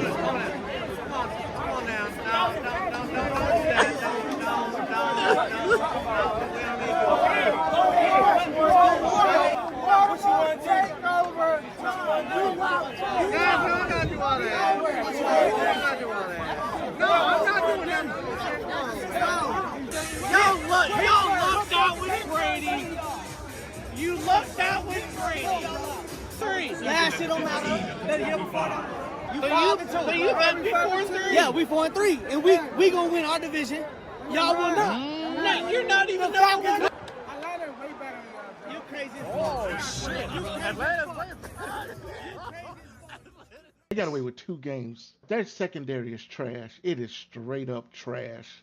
They can't cover anybody. This is going to catch up to them. Vontae Smith, 4 catches, 53 yards. A.J. Brown, 5 catches, 27 yards. Jalen Hurts, 101 yards passing. It's 2 weeks in a row, Saquon hasn't hit 100 yards. If I'm Philly, I'm looking at the numbers and saying, we can't just keep skating by. Boy, the Dolphins wish they had that game back last night. First half, they were right where they wanted to be. It was anybody's game. Tua was looking pretty good. Tyreek Hill was making some plays. Jalen Waddle scored a touchdown. But that second half, Miami was still able to hang around for a little bit, but Buffalo just kind of separated themselves. Overall, Tua had a game to forget. 146 yards, 2 touchdowns, a fumble, and that back-breaking interception. Hill and Waddle both had a touchdown apiece. Hill had 49 reception yards. Waddle had 39. Both had 5 catches. It was looking like the best game the Dolphins have played in the month of September, but man, those mistakes, man, they just have some awful mistakes that they've been making this year. And even in games that they're in, like this one and last week against New England, the mistakes cost them at the worst time. I don't know. Miami fans, I'd love to know your thoughts on this game and the remainder of this season, because not looking too good for y'all. I'm going to take the Giants to cover the 6 points. Kansas City has absolutely such a damaged offense. It's just there's nothing there, especially when you have Kelsey dropping balls like that. Give me the Giants to cover. Give me the points and the Giants. I think we're going to be looking at a 24-21 game. I don't think the Chiefs are going to clear them by 6. So far, the Eagles have not needed Hurts to score touchdowns. And him having 125 yards a game has been okay. That's not going to be okay this game. he's going to have to generate more offense, but I don't think he's going to do it against this defense. Give me the Rams and the +3. Give me the Rams plus the 3. I hate it, but I'm gonna go with the Rams. Be using one of those that they practice all the time. Rushes on. May throws. Catch. Adjustment. Douglas. The second effort. He didn't get there. You know, it doesn't even really annoy me that Demario Douglas ran backwards. What does annoy me is that he wasn't even over the first down line in the first place. They only needed 1 yard, so I'm going to imagine that the call that was made was just to pick up 1 yard. It's 4th and 1. It's a must-have situation. Why aren't you over the first down marker in the like? That's the only reason for this play is to pick up 1 yard, and you weren't there to begin with. It's meant for you to just catch the ball and just you're immediately going to get tackled, and that's it. You just need 1 yard, and for whatever reason, he wasn't even in the. Patriot fans, I have a reason to believe that we are in for a long season.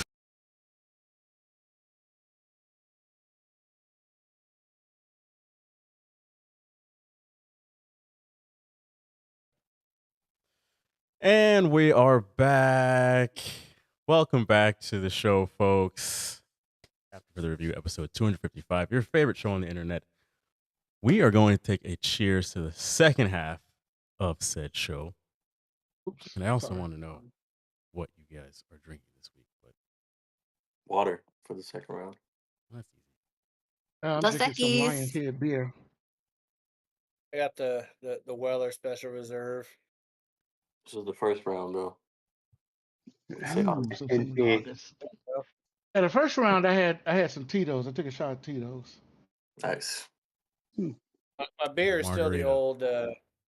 old elephant foot here. I know, mine. I told you, I'm a cliche. It's IPAs. I see it. happens. Who would have thought? I know. I'm an open book. All right. Oh shit! I didn't take a shot. Yeah, All see, right. there you go. Forgot all about that. G Money, what are you drinking? I was doing shots of Jack Daniel's Triple Mash, following it up with a little Atomic Torpedo IPA out of Sierra Nevada. There you go. Man, Oh, I love you Sierra Nevada. guys are wild. Okay. I'm a little pissed off. I can't find triple mash down here right now. It's making me angry. Can't find it. Okay. Let's get into the Ride or Die in 5 for the week.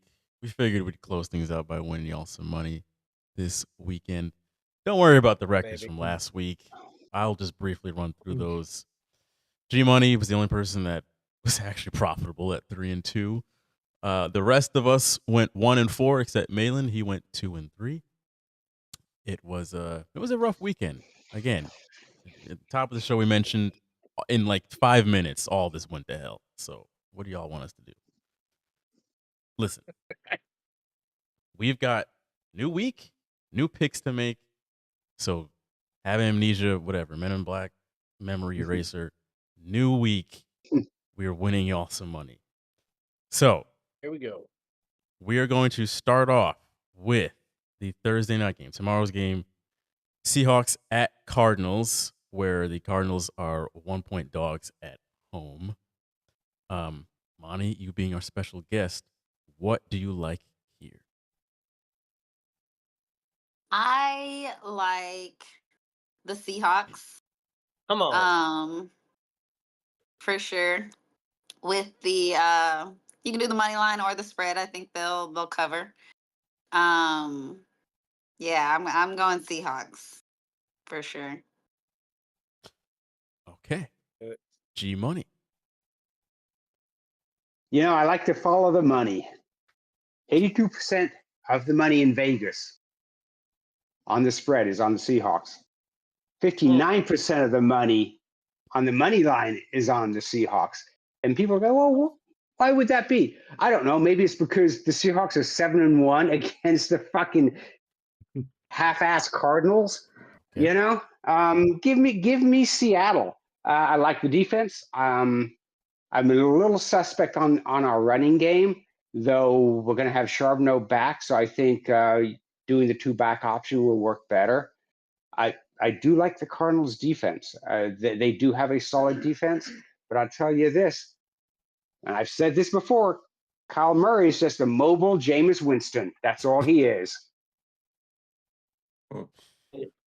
Yeah, I'm also going to take the Seahawks here on the road. I really don't have much more to add here. The Cardinals' defense looked pretty good last week, but if Kyler Murray's a more mobile Jameis with a Call of Duty subscription to Warzone, so that's really the only difference. Go ahead, June. Yeah, I'm taking the Seahawks. I think didn't James Conner just go down with an injury? Yeah, he did. Yeah, he Right? did. He's out for the season. Yeah, so that's their whole offense. It revolves around James Conner. Marvin Harrison the third, biggest disappointment I've seen out of Ohio State wide receiver in a while. This is a disappointment for him, and it's probably because of his quarterback, but still, I'm really disappointed in his play. So I'm definitely taking the Seahawks minus the one, and I think it's disrespectful that they only giving the Seahawks minus one. I really think it's disrespectful. I really think that. So especially after James Conner is down. So yeah. Go ahead, Malin. Yeah, I mean, I don't know. I've caught more passes on the beach in Hilton Head, South Carolina after 8 beers than Marvin Harrison is with the Arizona Cardinals right now. Like the way he's just dropping balls is just crazy. Seattle has a number 2 defense in the league as far as points scored. They're only giving up 15.7 points. Connor going down is wild because we're only giving up 3.2 yards of rush. I don't know who their backup is. I don't give a shit who it is. When you have to put the entire offense on Kyler Murray, it's like putting one of the Smurfs out there. You're just not going to get good results. And on top of that, Seattle has figured out the play action pass. They only did the play action pass 2 times against the 49ers.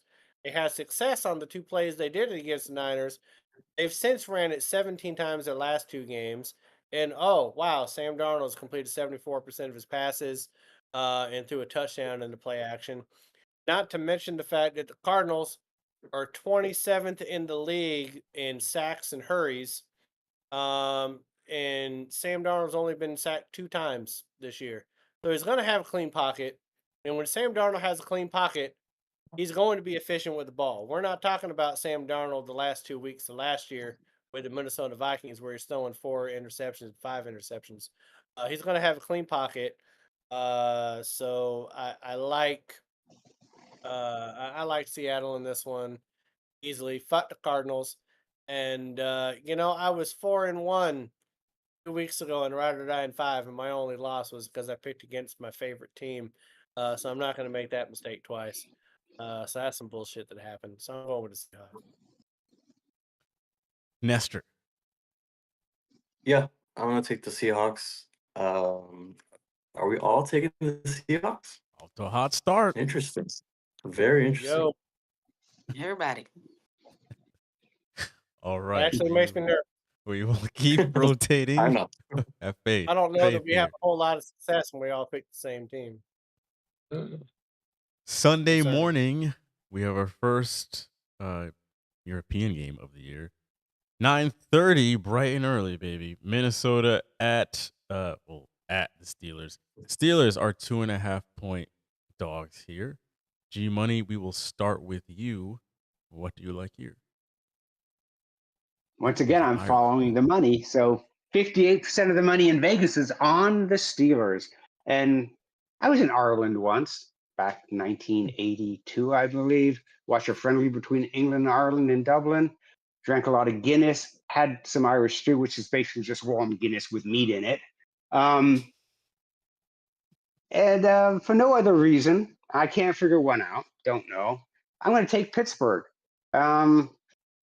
I just look at it and I'm like, Minnesota's got a good defense. Pittsburgh defense is middling. Pittsburgh's offense is middling. So common sense would tell me to take Minnesota. But common sense is for the common folk. We're not common here. Give me Pittsburgh plus the points. There he is.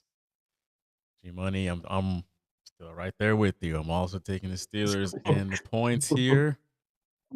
This was a hard one for me to go over, but all things considered, it came down to, do I really think that Carson Wentz can repeat what he did last week? Even though a lot of that was the Minnesota defense that was generating a lot of points. I don't believe in Carson Wentz at all. So the Steelers should be able to win this, especially if you're giving them points. Yeah, and I'm telling you, if they screw me here, I'm out on the Steelers the rest of the year. You will never hear me pick for them again. So, yeah. June. Yeah, I'm gonna take the Steelers in this matchup. I just think Steelers are gonna find a way to win this game by a field goal. They're 2-point dogs, but I think they'll make it. So just give me Pittsburgh. They got the experience. Mainly. I don't know. JJ's not playing. He's out, right? Not even Yeah, flying. he's not playing. Yeah. Stay home. But I don't know, man. Like, is Carson Wentz the next Sam Darnold? I'm just asking. Can we? I know you told me to stop, but hey, no one thought Sam Darnold was going to do what he did with Minnesota's offense last year, right? Nobody thought it, and then he did it. So it's just And a the revolving Vikings- door in Minnesota at quarterback. Just slide somebody in there. Plug and play. It's a plug and Well, play. hold on. The Vikings have a history of this. Okay. Warren Moon re-energized his career after leaving Houston, going to Minnesota in the 90s. Randall Cunningham re-entered, like he had a last stop at Minnesota where he was playing great. Hell, even Case Keenum on his fourth team. We all know the Minneapolis Miracle. Then you got Sam Darnold. Why not Carson Wentz on his fourth team? McNabb, not so much. He's the one outlier. Donovan McNabb was a bitch when he played for Minnesota.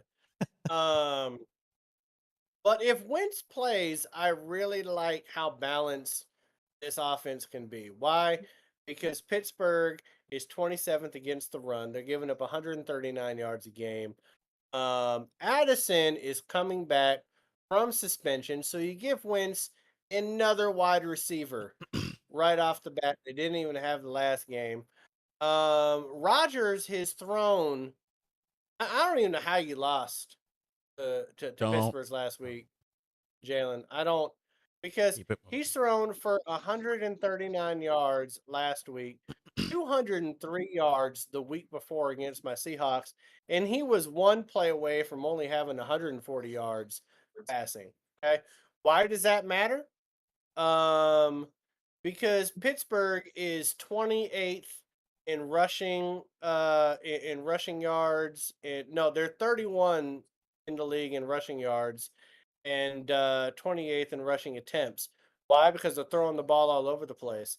So now you're going up against a Vikings defense that is third in the league in passing yards. You're fourth in the league in completions. You're fourth in yards per attempt, and you're fifth in defense in quarterback rating. The Vikings defense is shutting down the pass. Pittsburgh doesn't have a running game. So I'm going to take the Minnesota Vikings and Carson Wentz, a.k.a. the next Sam Darnold, to cover on this one. I'm taking Minnesota to -2.5. I'm just throwing this out there. I don't think it's good luck. As soon as you made your pick, a black cat ran right behind you. I'm just throwing it out there. Oh, he's mine. But here's the thing. Here's the thing about that cat. His name is Birdman, and if you believe that a cat can have autism, this cat has autism. He's the dumbest cat. No, we I've don't. ever We met. don't. He didn't even mean to Really, run. we really don't believe He that. was chasing a thought, is what he was doing. He was chasing. He found a thought, and it ran away from him, and he was looking for it because he's a stupid cat. So I don't put anything on that. He's the most autistic cat you ever seen in your life. You look at him and you're like, there's nothing going on up there. He has there's little to no brain function. He's like a zombie autistic cat. He's the dumbest cat I've ever met in my life. But he's my cat and I love him. But I don't put any bearing on the fact that he ran behind me. He was chasing a thought. Okay. He was hungry, and then he forgot that he was hungry, and so he was chasing the thought that he was hungry. That's what happened. Nestor. Mhm. Well, judging from last week, what did G Bunny pick? Did Pick the he pick Steelers. Pittsburgh? Oh yeah, I'm gonna go with Pittsburgh. I'm just kidding. I'm fucking tired, man. Every damn week it's the same shit. Um, Yeah, you're not having a good start to this, Nestor. it's just Me Well, either. I'm he's 4-11. Vegas y'all. keeps making fucking calls, and it's just they got their headsets strapped in, and they're Did just you start calling that class Vegas. action lawsuit? Some bullshit. Yeah, we're gonna start that. Me and that one TikToker that calls Zay flowers, Zay sunflower seeds. I'm gonna go with I think Minnesota's the better team. Pittsburgh's defense is not showing up, and they're not gonna show up, in my opinion. So give me Minnesota. Brian Flores is a genius. And he was also right about Tua. Anyway, give me Minnesota. Money. I'm going Steelers. I thought I would be in the minority on this pick. But of course, I have a soft spot for Aaron, but also, like, I just think that the Steelers are going to find a way to get it done. I'm not a believer in the Vikings. And that's not NFC North bias. I just do not believe in their team.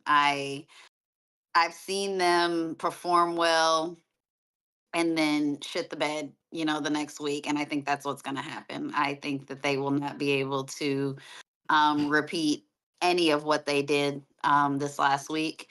And I would take the Steelers for sure. All right. In June, you took the Steelers as well, right? Yep. Yes, sir. I would just like to say that Aaron Rodgers does have a losing record overseas. I just like to point that out there. He does have a losing record And overseas. that was when he was in his prime. Oh, everybody made their pick. All right. And Wait. Nestor, I'll join you in prayer in that class action lawsuit, but not in But you let me know how it's coming along. You're putting yourself in position to let Aaron Rodgers burn you twice, Jalen. Beat your Patriots If and hey, then lose a fool me twice, that's shame on me at that point. Okay, so I will take All that right. responsibility. You can add him to the ban list. There you go. Exactly. He will be promptly joining the Rams on that list. So Sunday, 1:00. Now this one is personal. The Eagles coming to Tampa, where the Eagles are 3.5-point favorites. I will go Putting the first Eagles on the here. list. I'm taking the Bucks. Let me just be very upfront. I'm taking the Bucks and the 3.5 points. I wanted to take the money line here, but I'm just going to take 3.5 points. There would be very few things on this planet that would make me happier than of all teams to beat the Eagles, our own Tampa Bay Bucks, to send them their first loss, hand delivered in the hot Florida sun here. This is not Philly. This is not New York. The seasons are not changing.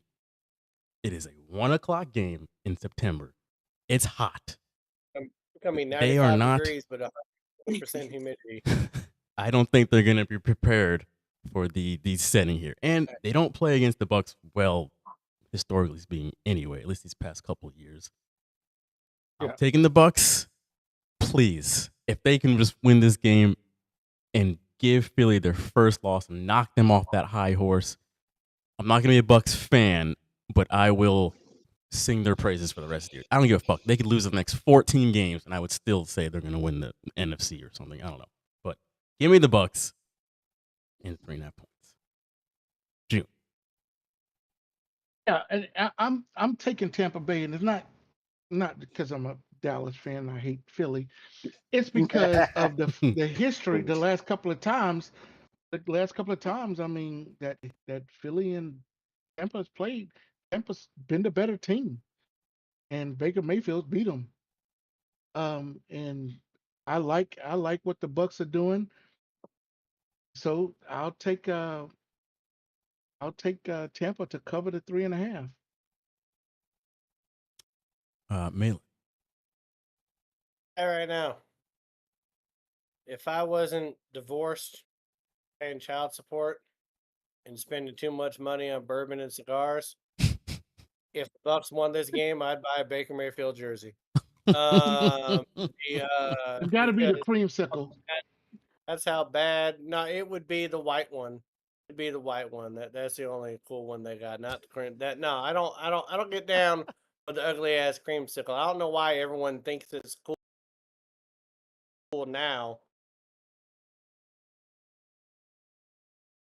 Because it was wasn't.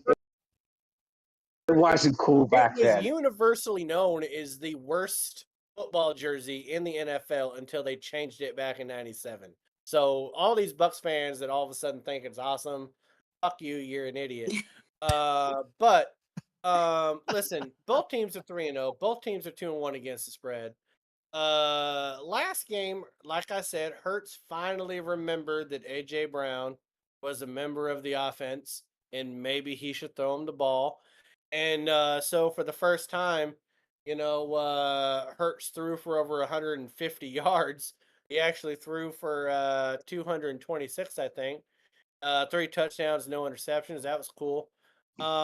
He's going to need to keep remembering that AJ Brown is a member of that offense if they have any prayer of winning this one. But at the end of the day, they still have the 27th ranked offense in the NFL. So Mayfield, Baker, he has not been amazing, but he's been clutch. And not only has he been clutch, but he's not turning the ball over and he's been consistent. He has 6 touchdowns, no interceptions. I just want to, over the first 3 games, Ibuka, is that how you pronounce his name? Ibuka? How you doing, Nestor? You say it every week because he's on your fantasy team. He has 14 catches. Shepard has 11 catches. Evans has 14 catches. Irving has 14 catches. Baker is throwing to the open receiver. The offense is efficient. I know that the Eagles fucked me last week. I know it. That was some bullshit. But Baker is also 3-1 against his goddamn team. And if it's gonna be 95 degrees in Tampa with 115% humidity, what that really means is it is going to be a real field temperature of 120 degrees on the field. I know that because I've been to a Tampa game at a 1 p.m. start in September, and I left in the second quarter because I was like, I don't know that I have this much water to dispel from my body with the sweat just being in the stands. It's fucking ridiculous. I don't know how people do it. They're just goddamn idiots. That's some Tampa education right there. They just sit through that shit. But yeah, I'm gonna go ahead and take the Bucks with the plus. What is it? Plus 3.5? 3.5. Yeah, you give me the Bucks plus 3.5. The Philly fucked me with the plus 3, but they're not gonna fuck me with the plus 3.5. I believe it. I have faith, a little bit of faith, not a whole lot of faith. Actually, 5% faith, but I'm still taking the Bucks because I hate the Eagles. 3% faith. That's where we're going. Three, maybe 2. Before we go to Nestor, shout out to Milton in the chat. He says, I don't think so. Last year, Philly didn't have 2 of their offensive weapons, and now this year, Tampa isn't as healthy as Philly. I think Philly gets it done.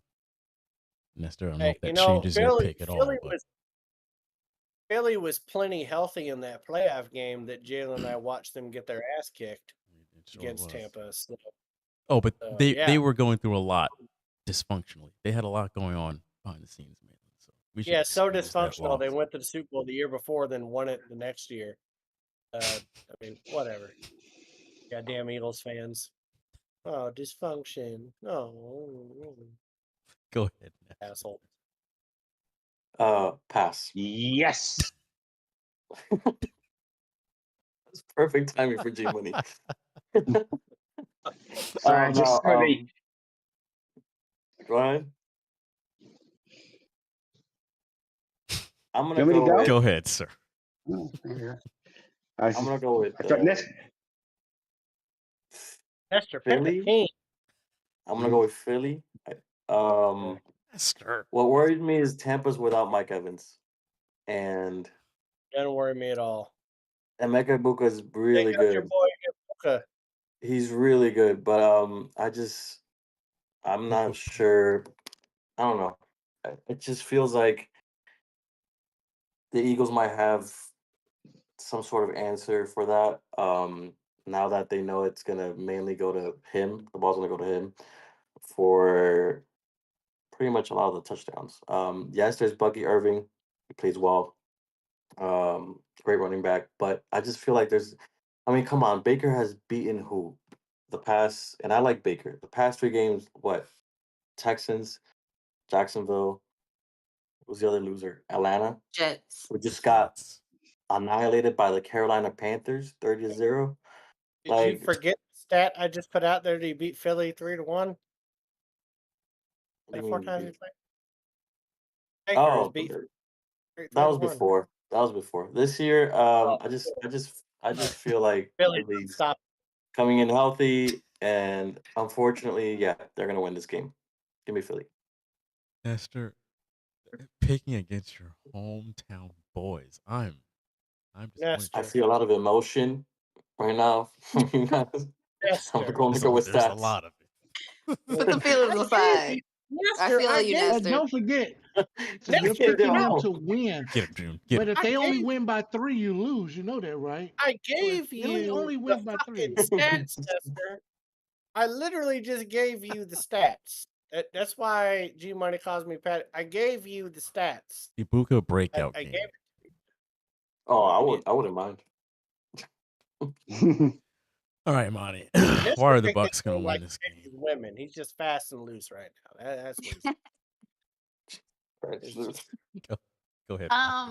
Yeah, I I'm would take the Bucks with the spread, but I do not think they're going to win the game. I do think it's going to be a juicy game. I think it's going to come down to the last drive. I'm hoping so. I love juicy games. I want it to go to OT.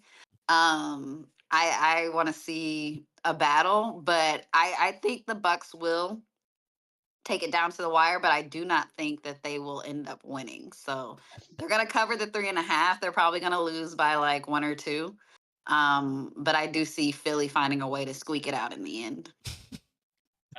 Sorry, for there's a the comment. record, we need to have Monty on the show more often because I've never heard anybody in the history of Juicy picking games calling it a juicy game. Oh, I and love that it, juicy. Give me the juice. it is a juicy game. I'm here for Oh, it. no. I love it. She needs to come back more often. Yeah. Milton That is also special. says, "What's the beef with Philly?" Milton, you need to watch the show more often. He says It's- there's a lot of emotion with their name mentioned from the guy with the great beard. Oh wait. Shout out to Great Beard. He's talking about me. Wait, At least- what's his name? He, Who's this he said guy? great, This is not Milton. gray. He said great. Great Milton? with a T. He said great, His not name is gray. Milton. Correct. Yes. Okay. Yeah, I do have a great Friend of the beard, show. Friend of the June. show. No, Got it. he wasn't talking to you. I know I'm that just Milton letting you know. is a friend of the show. He wasn't did hit talking a to you. goddamn home run, by the way. The Mariners are up 8-1. And Milton, I'm sure you have some sort of MIT diploma with that name. I love you, buddy. The reason why we don't like Philly is because they're the worst fans in America. They go. really are. It's not about the team, it's about the fans, man. They puff their chest out so much for winning like 2 Super Bowls in I don't know how many years with nothing before that.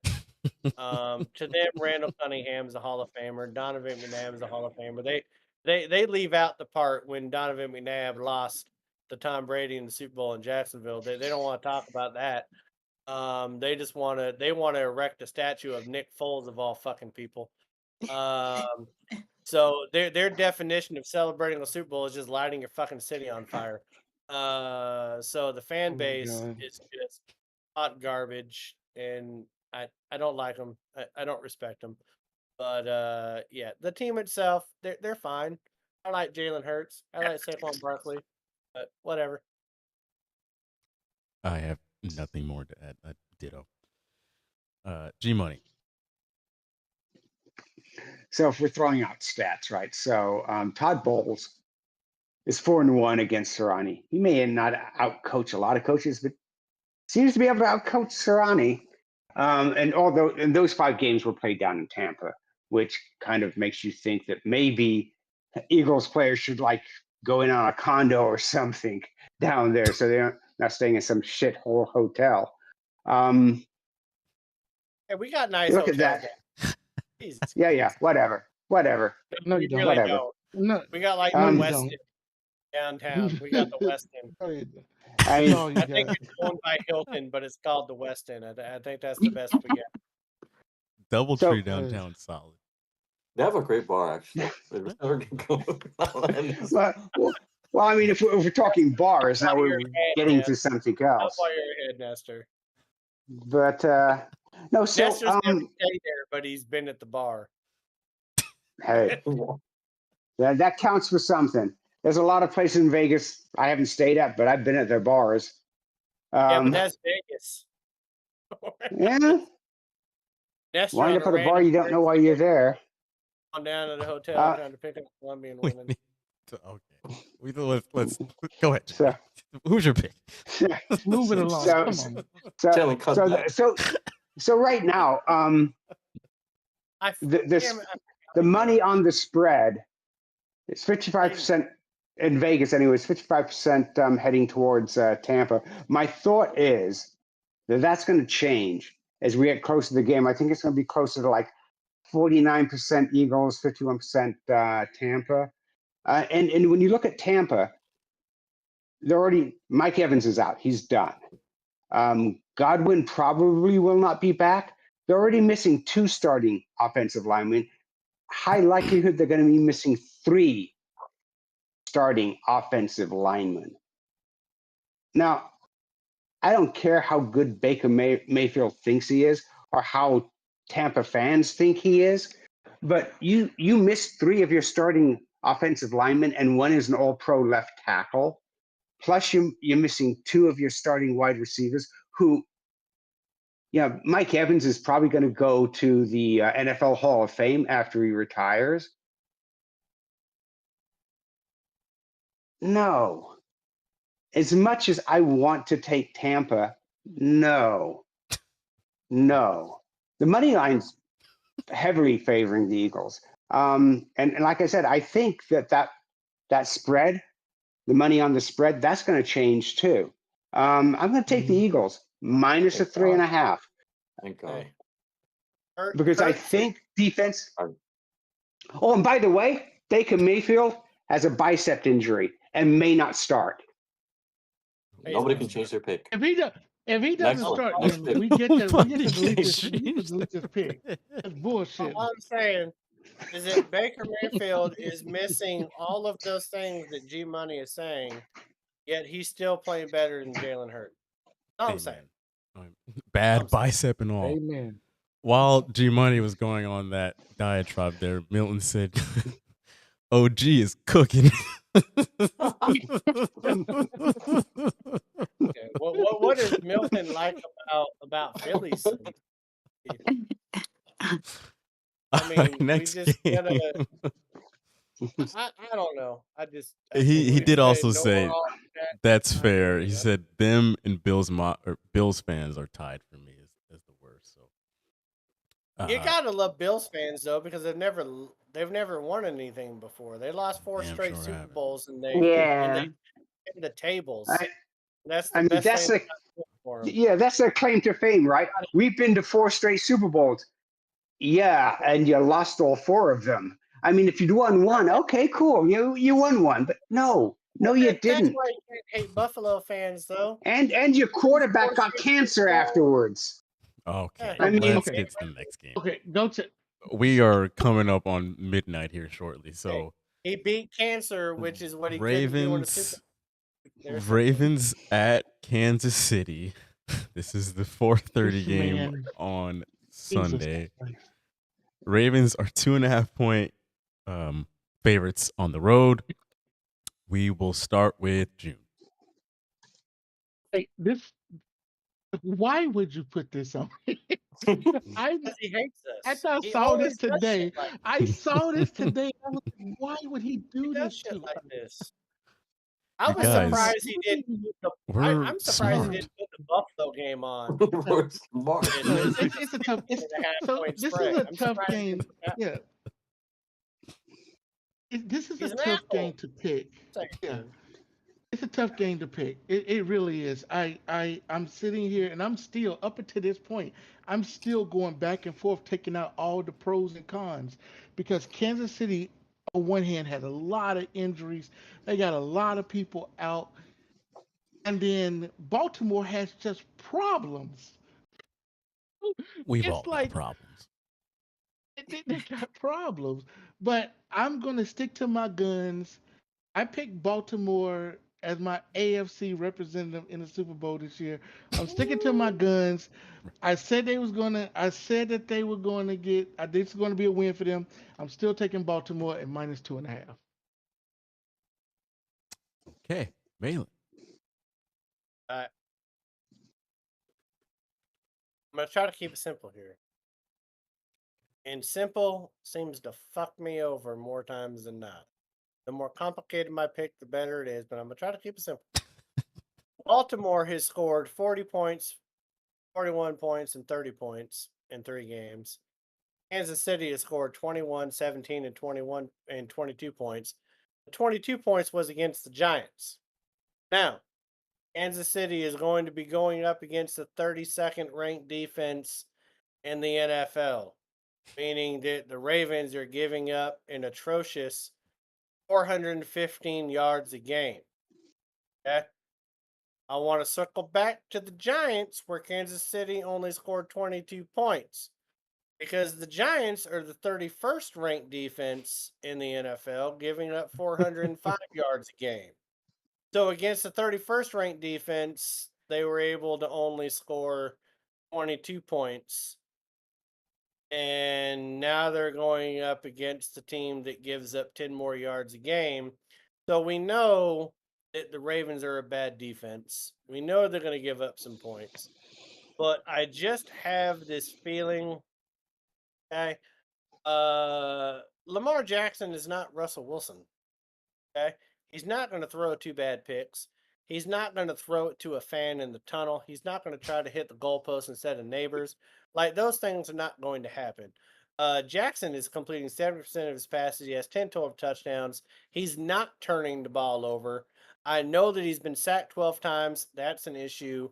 What they really need to do is Henry needs to stop fumbling the goddamn ball, and they need to give him the ball more often, because he's averaging 5.9 yards a carry. But I'm going with Baltimore on this just because I don't think that Baltimore is going to necessarily score less points. I think they'll probably score close to 30, but I don't think that Kansas City is going to get more points on the 32 ranked defense than they did the 31st ranked defense, because they still have problems on this offense. I mean, we saw Patrick Mahomes throw a backward pass and have to recover the ball himself. Like, Kansas City is like, their offense is just a mess. Just because you beat the Giants doesn't mean that your team is all of a sudden corrected itself. In the regular season, I know that Baltimore doesn't have a great record against Kansas City. They lost last year by a fucking big toe, and that was some bullshit, because that was another ride or die pick that I lost. But I'm going to go ahead and just double down on it. I'm going to pick Deep cut. Baltimore on this one with the -2.5. I just think that offense is incredibly efficient. They're going to get their points. I don't trust Kansas City's offense. I don't know that they're going to get all their points, even though I think they'll be able to move the ball, but they're mistake prone, where Baltimore is not mistake prone. Outside of Derrick Henry fumbling ball, fuck you, stop being a tantrum on the goddamn bench. But Baltimore is going to win this game by 2.5. Nestor. It took a little while, but we got there. Hey, stats, sir, stats. Give me I know Baltimore G-Money, to bounce back in this one. G-Money is looking at me right now because he has some stats that's going to counter my stats. He's going to take Kansas City. I'm seeing the look on his goddamn face right now. I'm sorry. Go ahead, Nestor. Nestor that's a gave a Raven. prompt pick for Baltimore. Monty, go ahead. Yeah, same as Nestor. I just picked Baltimore. I think they're gonna bounce back. Yeah, Kansas City's offense looks like shit. I just don't think they're gonna be able to put up anything comparable to what Baltimore will. So I take Baltimore with the win in the spread for sure.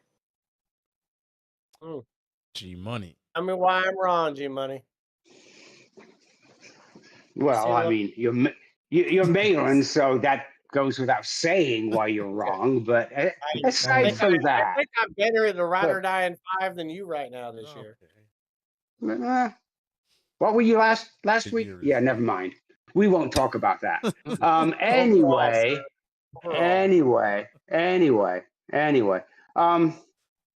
It's interesting that 55% of the money's on Kansas City right now on the spread, taking the 2.5 points. I found that to be interesting because usually early money is your true gambler's money. But like most people have said, Baltimore, we've all said this. We said this earlier in the show. Baltimore has an issue with their defense. Kansas City has an issue with their running attack. When your leading rusher is your quarterback who doesn't normally, when he runs, he usually scrambles to hit someone downfield. That's a problem. That's a massive problem that they have not fixed yet. I look at both of them. I look where the money's actually 65% now of the money in Vegas is on Kansas City with the points. Interesting. That's interesting. It is, which makes me want to go with that money. So give me Kansas City plus 2.5. I start seeing a lot of money moving towards Kansas City. Something's not right in Baltimore, and I'm not quite sure what it is. And that's a small spread. I will say that 60. Do I get a mulligan for my first time here? No. Well, hold on. 62% of the money for Hard Rock is actually going in Baltimore's favor. So the Hard Rock app, 62% of the money is going to Baltimore. So I will say that, but that's not Vegas. But G-Money, I do respect you going with the money, even though pretty much your entire argument was saying you should go with Baltimore. Vegas is gonna make some calls. You pulled a Nestor there for the first time in your ride or die at 5. You pulled Nestor. You went straight Baltimore the whole time and then picked the Chiefs. That was. I'll keep it short here. I'm also going to take the Ravens to cover here. So we have an island formed for the first time. First time, right? Yeah. Yeah. I think so. Formed this week. If Baltimore has this thing sewn up with 4 minutes left and fucking loses it, like Green Bay and Philly did last week. You didn't have to mention us by name. Stop it. You didn't have to mention us by name. If that happens, energy out there. I will just take whatever bet G-Money has for the rest of the year. If they have it sewn up with 4 minutes left and somehow we lose it, I'm just. Why did you say that out loud? Why would you do that? Well, I'm knocking on wood right now. I got the wood out here. But it just seems like, oh, shit, Cal Raleigh just hit 60. Cal Raleigh He did. He hit 60. 60. There we go. MVP, my friend, because we're going to take the West. Oh my God! I just won money. I won money again. That's why they call me G Money, because I win money. Okay. What is happening right fucking now? home Okay. runs. Let's go with all right, Sunday night game. We still have 2 more picks to make. Jesus Christ. No, we don't. Just one. Oh yeah, our lock. We have our I forgot about that. So Yeah, we've I did. got the night game. Green Bay at Dallas. Green Bay 7-point favorites on the road here. Malin, we will start with you. What? Malin's in baseball right now. We're doing? Green Bay at Dallas. It's my turn. It's short. No shit, dude. Come on, pay attention. Right now, man. Is anybody not going for Green Bay? That's a what you better should question. ask. That is a better Home question. runs. Yeah. You know what needs to happen here? We're just gonna go ahead and do it, people. Oh, We're taking a shot. Oh my God, Jesus! He told us he was gonna do it. 60 home runs. We're up 8-1. Petey people. Pablo it, Malin. Come This is on. off. It is warm out here. Yeah, she told me I needed to do it. We need to. You gotta sling it around the head. There we go. Going around there. I'm all right. so glad I have you blocked. Hold on, Malin. We're asking a question. The question is anybody not going? Is anybody picking Dallas? Is anybody picking Dallas? We can just finish this quickly. I think Dallas has a good Nestor, please stop. I'm kidding. Stop. So everybody's picking Dallas to cover. No, everybody's picking Green Bay to cover. We got it. Shut up. I go through all this prep. I'm going to say the goddamn Oh. prep. First of all, Jesus with this one, Christ. Jalen, I Hey, just gotta for your say, lock. no, hold on. Sticks to the this one, subject. Green Bay and Dallas. The first thing I have written down on my sheet, Jalen, is fuck you, Jalen. Because Dallas was my goddamn lock last week at a -1 against Chicago, and they got their ass whooped 31-14. So that already puts them in my shit list. And then I picked Green Bay +7 against Cleveland, and they're up 10 with 4 minutes to go. Then they lose the fucking game. And so now you give me Green Bay once again -7. That's some bullshit. I don't like it. But listen, the last 2 games, Dallas is allowed Russell Wilson to go 30 for 41 with 450 yards, 3 touchdowns, and 1 interception. And then they let Caleb Williams, of all fucking people, go 19-28 for 298 yards and 4 touchdowns. Yeah, there's no way I'm taking Dallas in this. I hope Michael Parsons hurts Dak Prescott, to be honest with you. I think he hurt something. So I'm taking Green Bay again, only because you put me in this goddamn position, Jalen, to pick this fucking team 2 times -7. They better not fuck Monty. They better not fuck me again. We got you. We got you this time. I'm gonna be angry. I am an owner, so Really? I can say that. Oh, look at I think that. everybody's picking Green Bay, right? Yes. So if we have an issue with Green Bay, we all need to forward this hate mail to Monty, because being a part owner, that's what I'm hearing. There it is. Hey, I just followed her on, so yeah.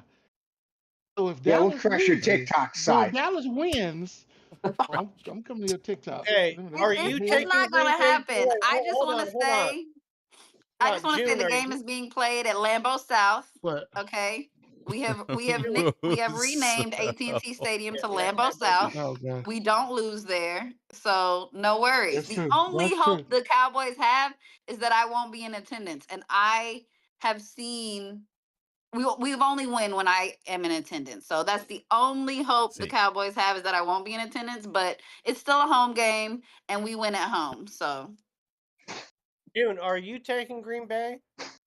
yeah, he is. Everybody's taking Green Bay. Yeah, he is. Then you don't get to talk shit if Dallas wins the game. Right. No, I didn't say that. Good point. No, I didn't say I was going to talk shit. I was going to be mad because I'm picking them to win. I'm picking Green Bay to win the game. And then Hey, to I'm just cover the saying, points. G I'm going to be Money and I mad. did that with Seattle and Pittsburgh, and we had to equal them on that. Oh, don't Jalen shut up. though picked Just the shut up. Patriots Don't against need to hear Pittsburgh that. for him. All right. So We're doing the locks now? Locks. Thank you, June. locks. Thank you. This is a 2.5-hour episode, so Hey, let's get to the lock. Get out of here. God, Let's start off with Nestor. What is your lock for this week? Well, last week I hit my lock because I've been on the Chargers. This week, I'm gonna go all in. My lock is Monday night. My Dolphins to beat the Jets, cover the spread, finally get a W. What is the spread? That's my lock. Nestor. 2.5. Oh, BetMGM has a spread at -2.5 for the Dolphins. Yeah, They're that's my playing lock. the Jets. Jets. the Jets. They're playing the Jets. Did some consulting on this. I'm sure of it. Some consulting. Okay. I'm sorry, buddy. I'm gonna go ahead and apologize. I'm sorry, buddy. Yeah, Nestor. I'll put in my 401k on it. Oh. No, this is theater. Monty, I go got a ahead. spare bedroom you can rent out.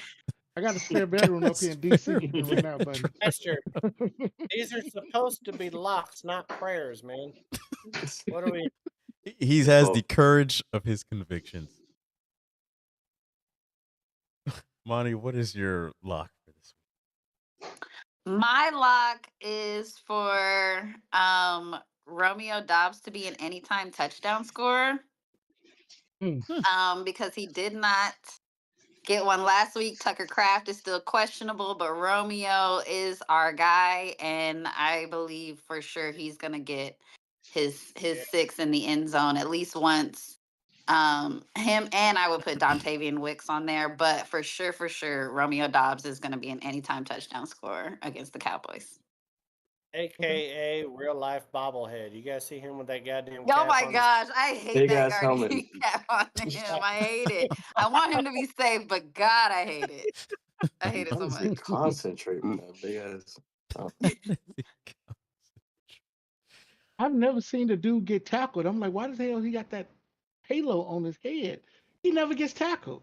And when they do He had that, some one issues person last tackled him year, at the so leg. whatever makes him comfortable, whatever puts a smile on his face, hey, Hey, go for before it. last year, man, if a fly landed on his helmet, he had a concussion. So, I mean, I understand why he got the cap on.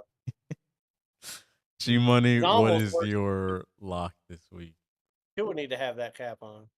My lock is the Los Angeles Chargers and the New York Giants. I'm taking the Chargers minus the I think it's 6.5. Six and a Take a half look. on I the see what. MGM now. Yeah, 6. Yeah, minus is 6.5. We've already discussed the Giants. We know what they are. They're not going to get any better anytime soon. And the Chargers defense is solid. Their offense is coming around. That cover that. I'm not doing a three-legged parlay like I did last week because Buffalo fucked me. So we're not doing that probably until later in the season. All right.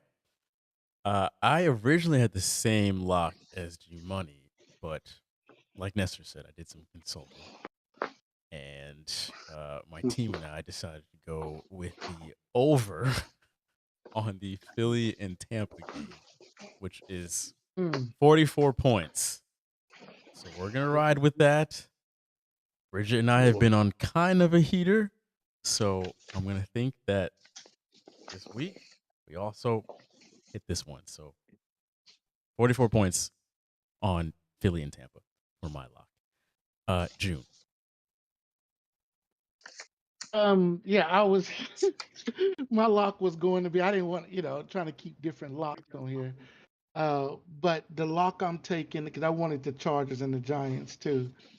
But the lock I'm taking the Bears. On the BetMGM app, I'm taking the Bears -1 against the Las Vegas Raiders. Okay. I think Caleb And can go out there and get the job done. Malin. So I tried to do my lock between two different locks, and I was gonna have my cat like knock the ball into a basket. But like I said before, my cat's autistic and he doesn't understand shit. So it wasn't really cooperating. So I went ahead and picked it for him. My lock is over 48 points in the Baltimore KC game. I Ooh, do Is it not over? I think saw that one. over 48 points. You can get it on 48. Hard Rock right now. Dang. I do think that Baltimore is still going to get their 30 points a game. I think Kansas City's probably at least going to get over 20 because Baltimore's defense is so bad. So I'm taking the over 48 on Baltimore, Kansas City. Okay, let me do a quick drive-through rundown of all of our picks just to make sure I got this all correct here. Tomorrow night's game, we're all taking the Seahawks to cover 1 point. The Ireland game, Malin and Nestor are taking the Vikings to cover 2.5 points against the Steelers. The rest of us are with the Steelers. Philly at Tampa. Nestor and G Money are taking the Eagles to cover 3.5 points. The rest of us are with Tampa. Baltimore at KC. G Money's the only person taking the Chiefs and the 2.5 points. Night game on Sunday. We're all taking the Packers to cover the 7 points. And then the locks are Money's got Dobbs with an anytime touchdown against the Cowboys. G Money's got the Chargers to cover 6.5 points against the Giants. I've got over 44 points on the Eagles and Bucks. Malin's got the over 48 points on Ravens and Chiefs. June's got the Bears to cover a point against the Raiders. And then Nestor's got the Dolphins to cover 2.5 points against the Jets. No problems. We're all Sounds good. good. Perfect. Mm-hmm. I didn't hear a single thing you said. I watched the video. All right. Perfect. Oh my gosh. That's perfect. That will do it for this week's episode. This is by far one of the longest. I'll have to look to see if maybe it is the longest. But, Not even close. We've gone close to 1 at 1 a.m. before. thank you all for Fucking watching, right. listening. Monty, thank you so much for joining us on this You episode. won the West. Again, if you It want to was follow fun. her, TikTok's link down in the description below. We've got to have you back in the future. So For sure. For sure. we will talk to you all next week. Have a good week and peace out. Peace out, guys.